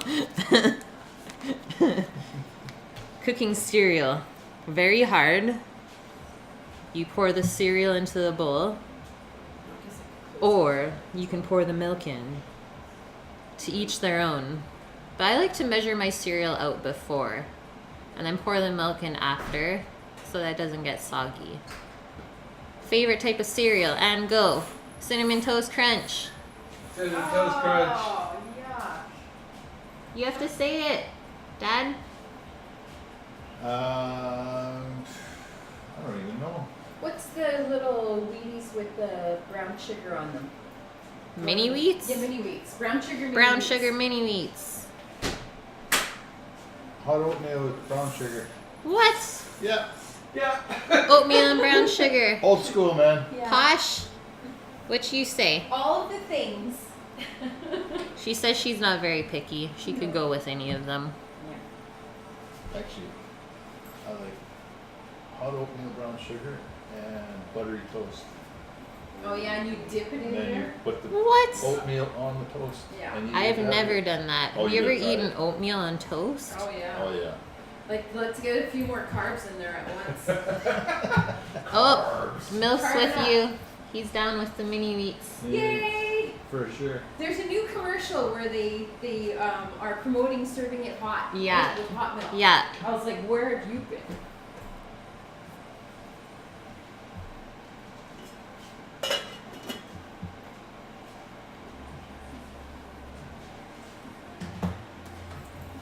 Okay, so the oil is cooled off in my pans now. I'm just gonna pour it out.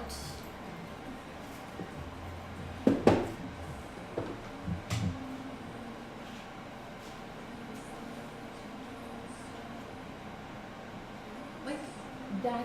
Honestly, that's not hard to make at all, and people just don't make it. Are they afraid of the smoke in their house from the oven? Like it didn't even smoke.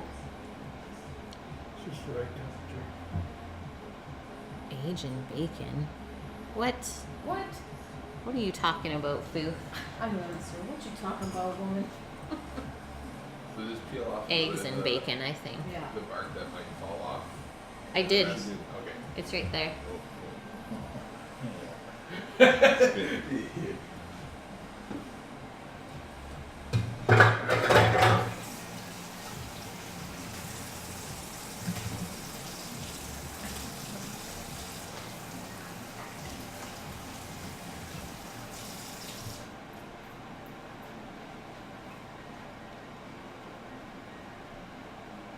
That's not dearest. What? You guys are crazy. These two ladies in the chat right now are getting very saucy and not making a lot of sense.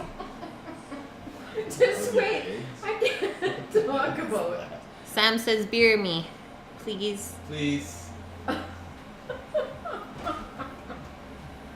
What would you like, a blue buck? No. Or Reset. reset?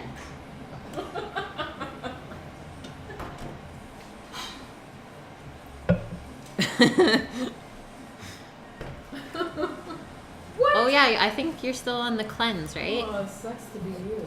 Good job, Foofs. Thank you. We'll blame autocorrect this time. Yeah.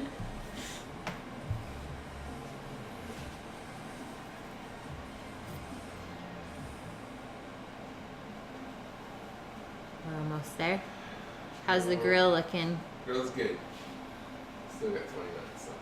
20 minutes. Yeah. So when We you can't do wait this that now, long. do you pull the wood out, like just to get? It's pretty much all done already. Oh, is it all I think I burnt can out? open Yeah. this now, though. Yeah. Start letting it breathe. Get that wine aerated. We can like strain it and do all that fancy stuff if you want. We can. We can. Where are the devices? Right there. No, up. Up. So there's the Oh. opener. Yeah, there's the opener and the strainer's there too. The aerator? No, it's a strainer. Aerator. Wine aerator. Aerates. 3 glasses of wine.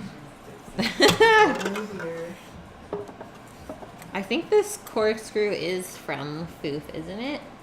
No, I think from maybe Monaco.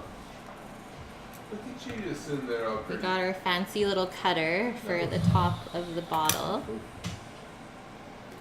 No, that was from Foof. I don't know. Ask her. That's so long ago. Just gonna go around. Not fancy.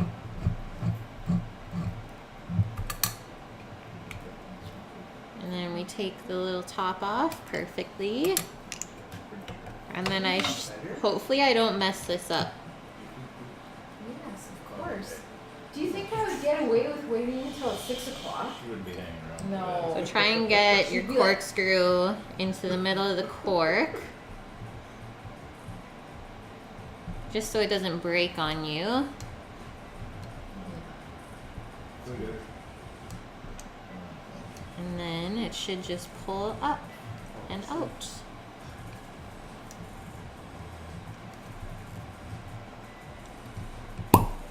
Gotta get that sound on there. Yeah, see, that wasn't from her. That was from me.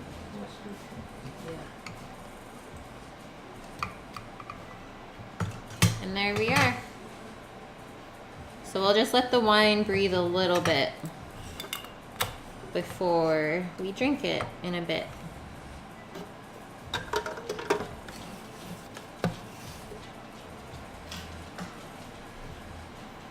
You want to get the red wine glasses done? And then I'll get some glasses out while we're waiting. Oh, I can get some plates and some silverware. I already got the plate down. Oh, okay.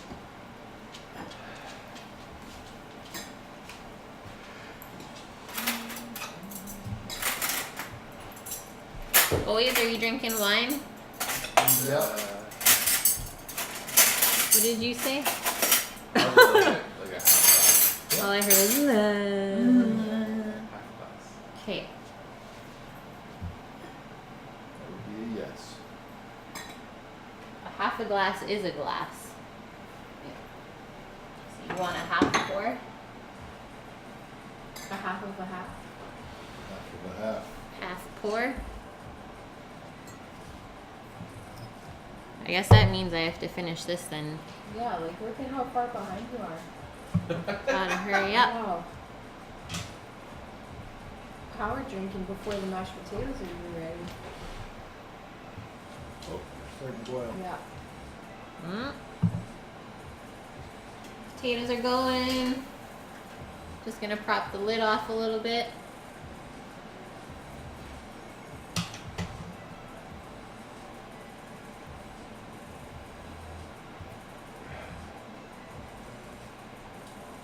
What did everyone else have for dinner today?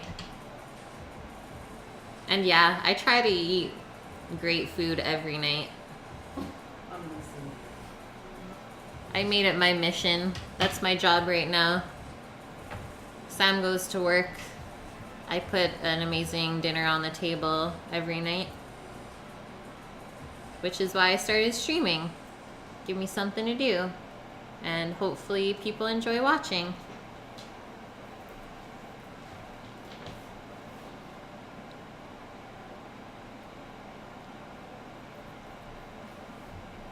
Every day is like Sunday dinner.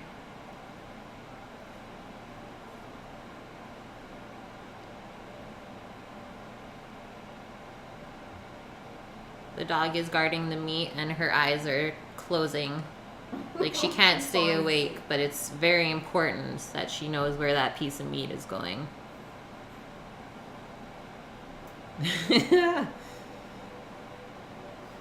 She's like this right now. Why would you boot that when this is What? Love Thai red curry. We went for Thai food last night.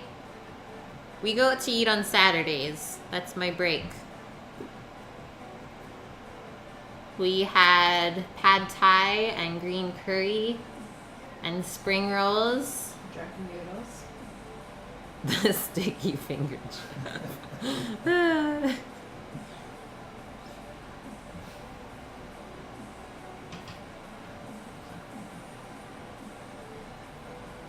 What's up? Don't look at it. Just don't even look at the piece of meat.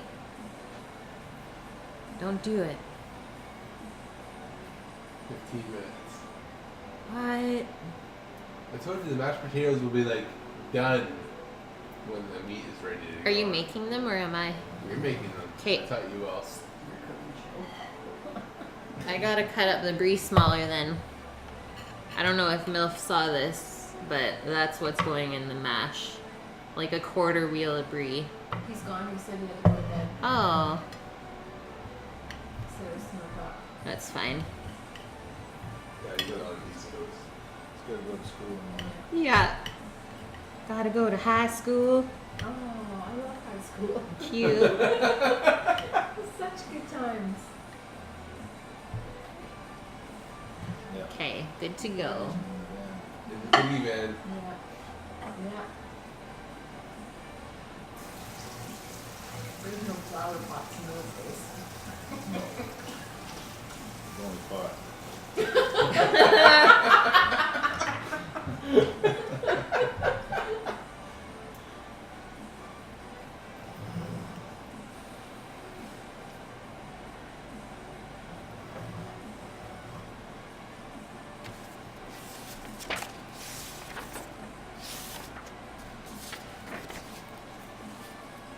So tomorrow, guys, we're going a little bit healthy. We're gonna make some vegetarian chili because it's meatless Monday with some salad and then jalapeno cheddar cornbread. I think that's gonna be pretty good. And then Tuesday, we're doing a Greek day. So I'm gonna do some chicken souvlaki, Greek salad, those awesome crunchy like lemony potatoes that they make, and some tzatziki. Tzatziki. I don't know, however you say it. And then Wednesday is gonna be really fun. I'm doing ramen from scratch. We're gonna do soy eggs and everything. I got some local kelp from the grocery store to put in there. So I'm gonna try and keep it as authentic as I can. I should definitely tell MILF to watch that one, up his ramen game a little bit. If he would taste that, he'd never open another package again in his life. Right?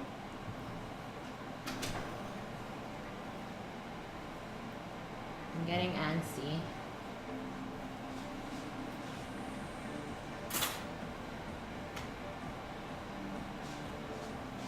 Check how these guys are doing. Just fine. Not ready yet. at least like another 7 minutes.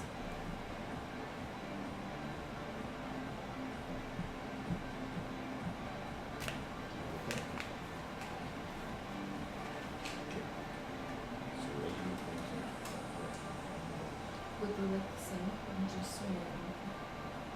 It's not like they're gonna like wear off the paint. Flat.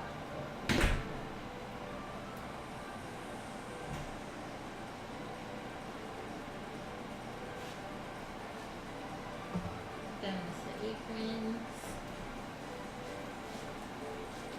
Show you guys my other apron. So I have a red one, and then my mom was wearing the purple one too. Really good company. It's called Search and Rescue Denim. They're based out of Vancouver, and they actually just got voted top 5 of small businesses in Vancouver this year. So he started that whole business himself, and actually Jamie Oliver has worn one of his aprons as well. And he just started to blow up. He does barber aprons, tattooist aprons, everything. Really good company. He also makes custom like motorcycle vests and leather jackets and stuff like that. So if anyone loves that kind of stuff, definitely check it out. Search and Rescue Denim.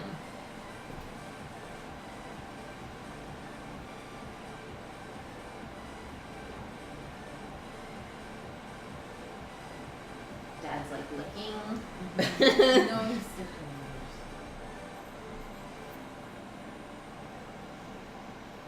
Can we just eat the beef yet? Or what's going on here? That's the thought that's going through my head.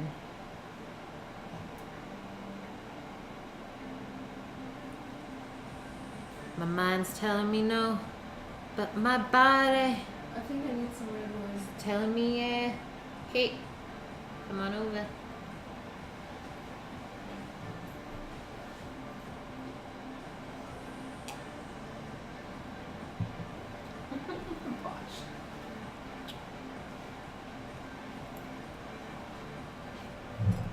We're gonna do it right here. We're gonna do it right here. So we're gonna decant the wine. This just opens it up a little bit. Doesn't make it taste as strong.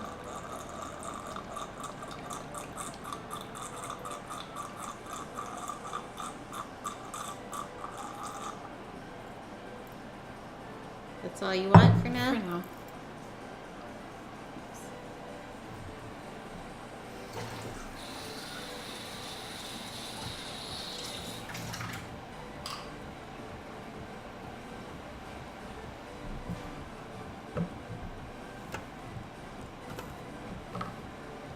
So who is definitely going to be making some of the things we made today? Because then you guys have to send me pics.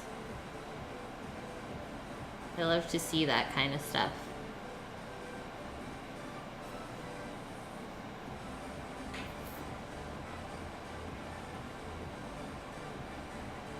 Eight minutes.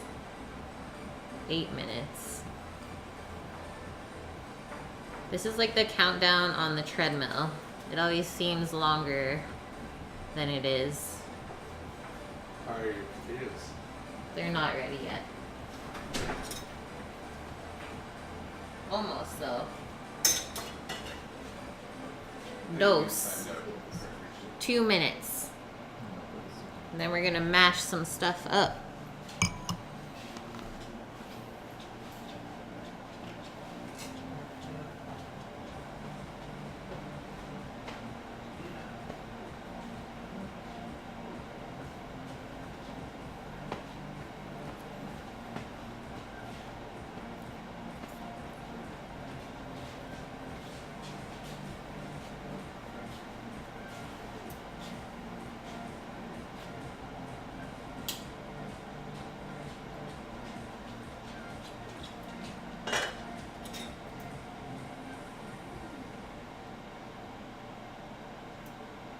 Maybe not.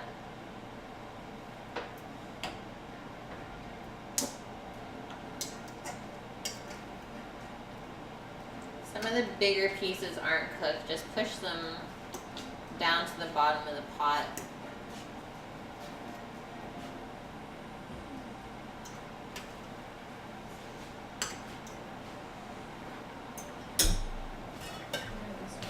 I like a nice smooth mash.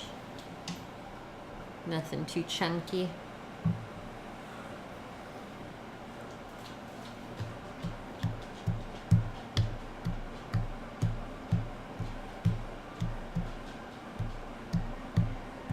Flexard, what do you do for work?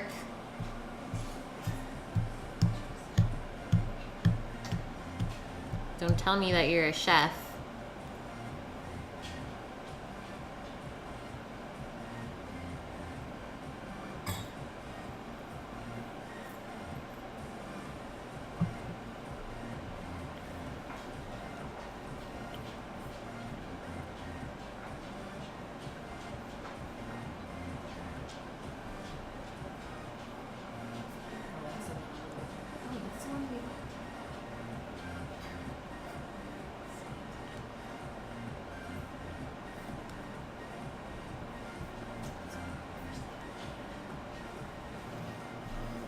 Okay, I'm gonna be right back. 2 seconds.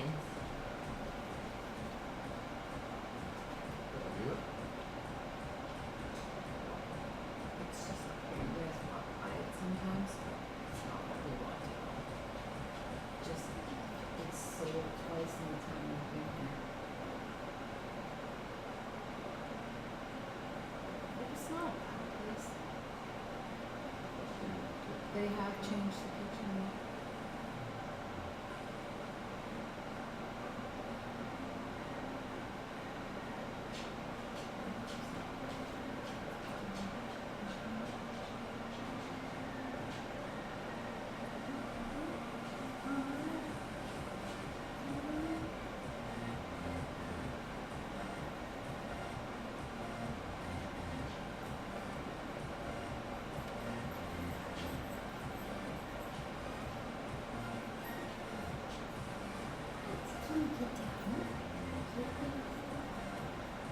Yeah, it looks a lot better than it did when we saw it, don't you think? I don't know, I'm not sure. I'm not sure.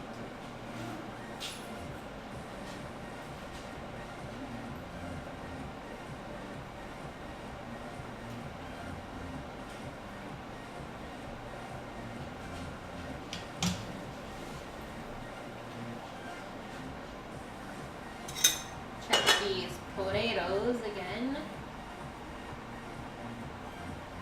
You should be able to put a fork all the way through them without any resistance.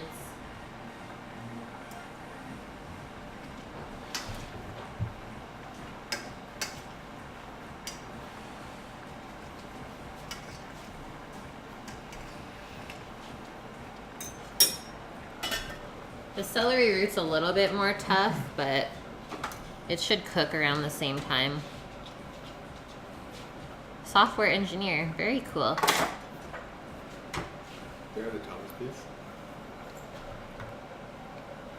Okay.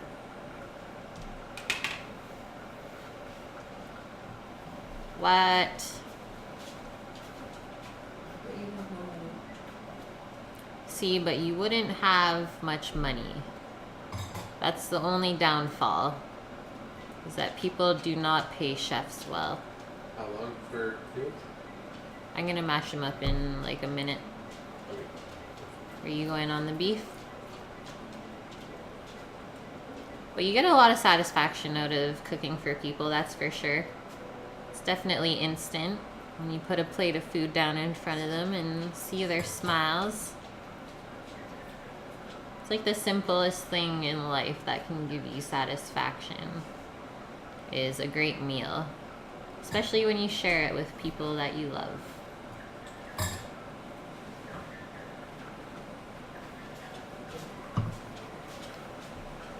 I'm gonna strain these guys now.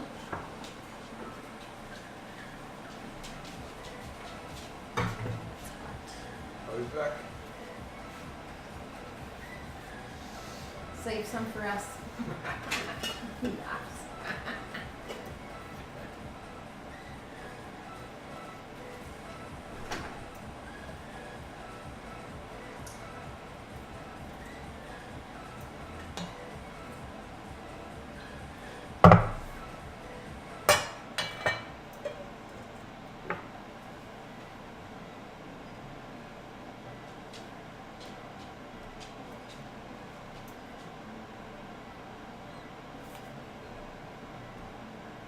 There we go. So those are all nicely cooked. Yeah, just jack everyone's tips, no problem.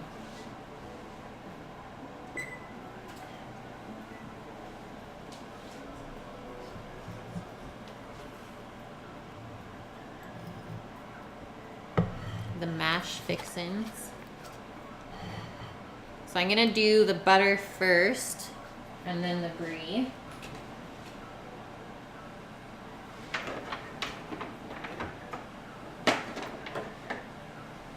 Grab our handy dandy masher.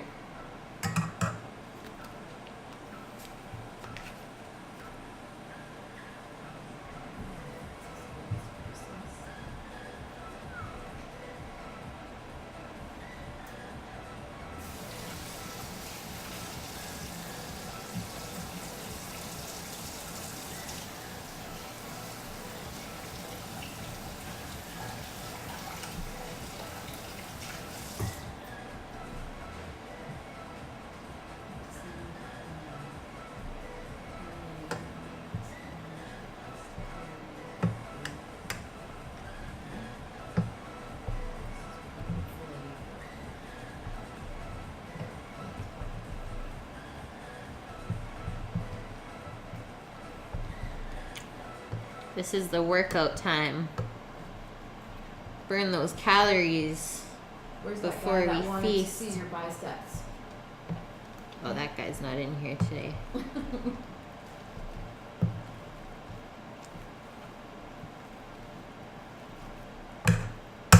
So just get the butter nicely incorporated.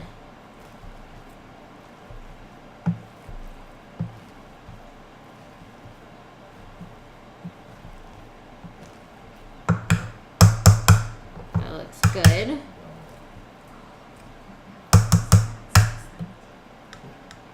And then we're gonna put the brie in now.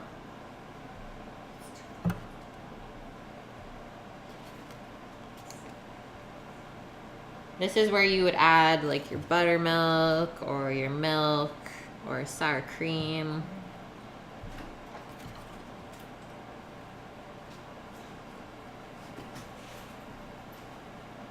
But this is our crazy variation.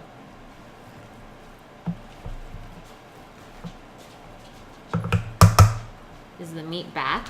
Okay, the meat is back in. Up.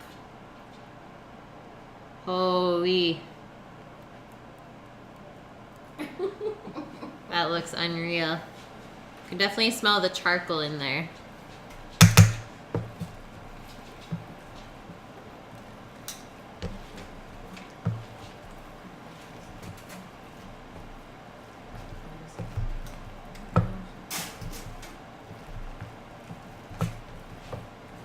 So we're almost there. I just have to turn. Would you mind turning the green beans on, please?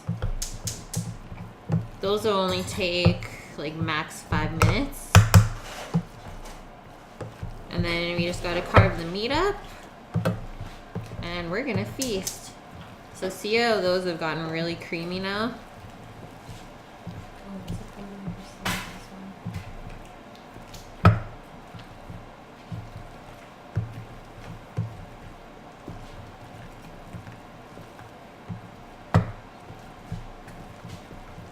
Not good for you, but really good. And I'm just gonna taste them to see if there's any salt. We don't eat them every day. Sundays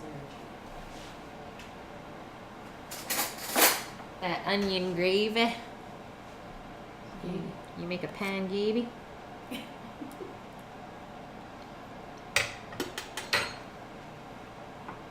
Mmm. Celeriac's really nice in there. Just lighten it up a bit. I'm gonna add just about a tablespoon of salt.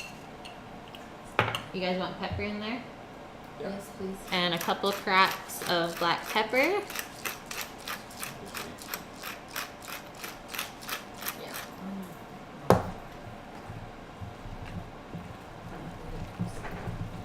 Mixy mix, mix, mix.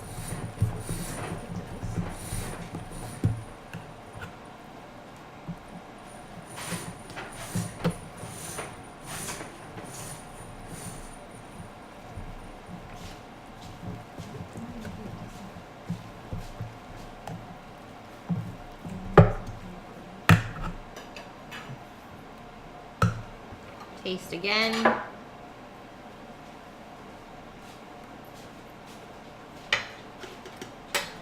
That's perfect. So now those can sit aside. So you can bring the meat over and carve it.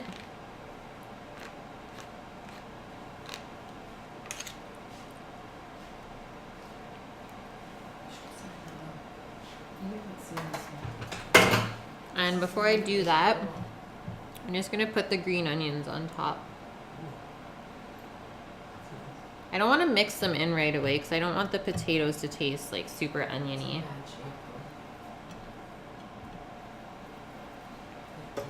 Lid on. Those are just gonna be chilling.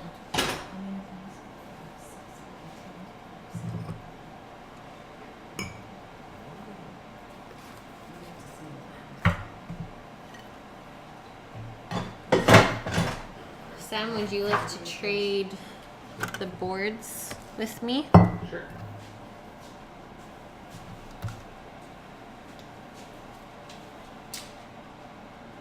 Think you need that cloth there?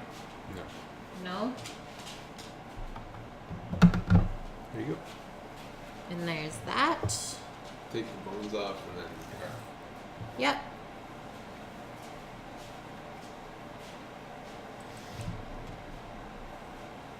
So the first thing we're gonna do is take the bones off.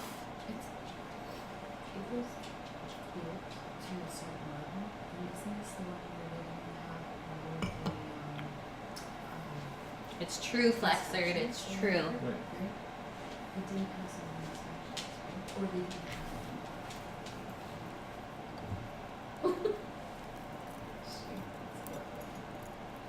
I'm on it. So sister. go as close to the bone as you can. Obviously, if there's a little bit of meat left on there, that's fine. Someone can clean it off or just leave it on there for the soup. Leave it on for soup. Let's see. Holy, that's just a peek. We're just gonna carry on now. Like that piece right there, that's what you need. So now I'm gonna turn it because all the meat grains are going this way, so we want to cut against that.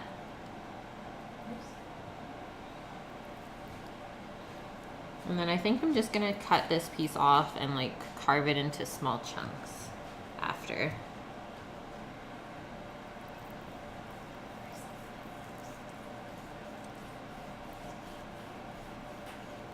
Holy. That is pretty perfect. Perfect, Sammy. Oh yeah, look at the little dance. That's a nice mid-rare right there.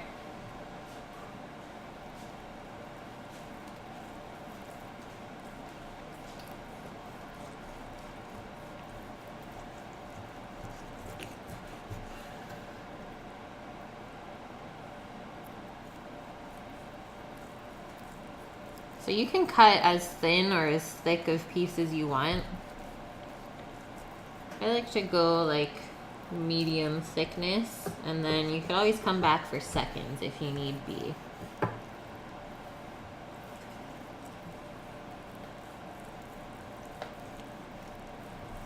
And then you can obviously tell that everyone here likes rare or medium rare beef.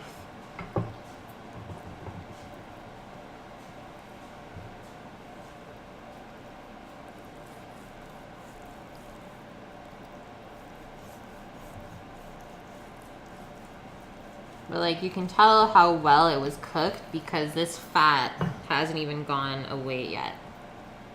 Some people just overcook their roast beef and then that wouldn't be there, but that's what's keeping everything moist. So I think that's enough for us. You don't want to slice all of it right away because all the juices will come out. So we'll leave that chunk there. We can slice more off after if we need. But I will chop this little guy up for all of us. At least I think so. There you go. You got it? That's like a little hard cartilage piece, so we'll take that off.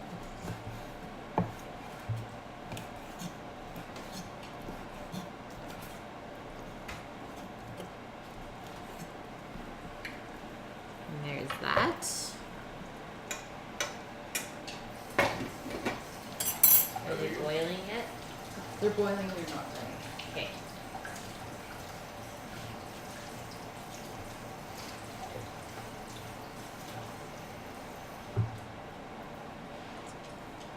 And we're almost there. Posh, what do you say? It looks good, girl? Give me some. It looks good. Sister. Do you need a snack? Snacks. The nicest. Look at those cute. Good girl. She's like, I waited all day for this. If I don't get a snack, Snacks. it's over. Okay, so just waiting on the beans. About a minute off. So if you guys want to start serving up, you can. No, wait. They're waiting. You can end everything first. 10 viewers. Did you guys see this yet? All of that goodness.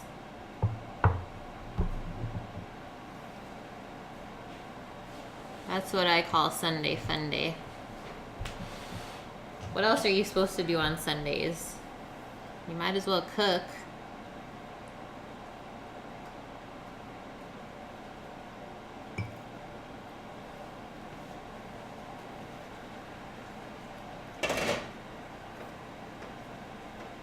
Give those a little stir around. Maybe give one a try while I'm at it. It's a super hot. And we're good. It's nice and tender. And then I also tried it to see how salty it was, so that I know how much of the other salt to put in.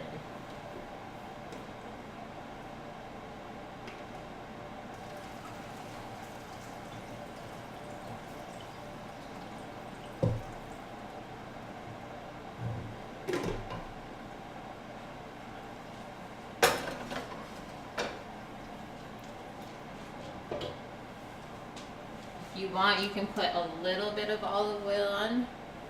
Obviously, you don't need a lot because we used quite a bit of fat in the potatoes. Where was the other salt? Okay. Sriracha. We're going spicy here to cut all of that fat.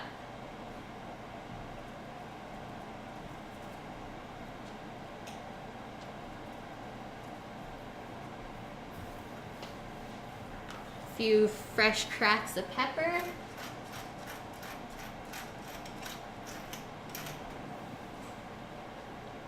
Give that a toss around.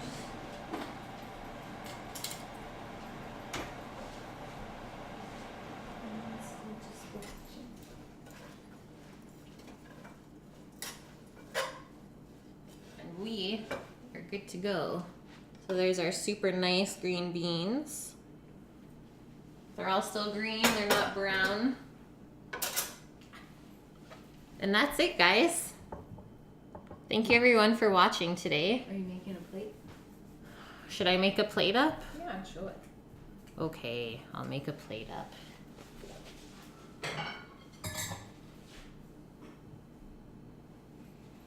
One Yorkie.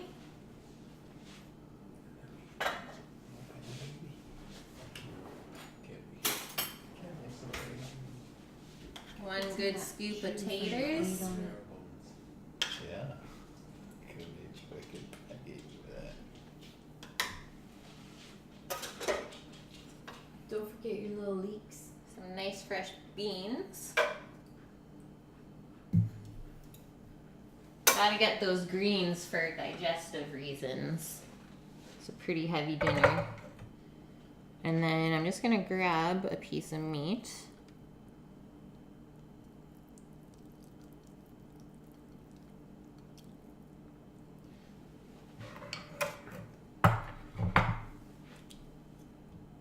Can you guys see? I'm just over here. And then remember those little scruncheons we took off the top of the roast beef? This is where you can like crumble it over top of your beef, because that's pure flavor. And then some of our leek chips from the other day. Those can go on the taters if you want. And then that is our Sunday roast beef dinner. I think that looks all right to me. Nothing fancy. Nothing fancy. Nothing. Just simple food made right. So thank you everyone for watching and joining me today. I really appreciate that. This was my first full week of doing streams, and I'm super proud of what I've done and how many people are watching. And I'll be going live again Monday through Thursday next week and Sunday. So I'll see you around 3 p.m. tomorrow. Vegetarian chili and cornbread is going down.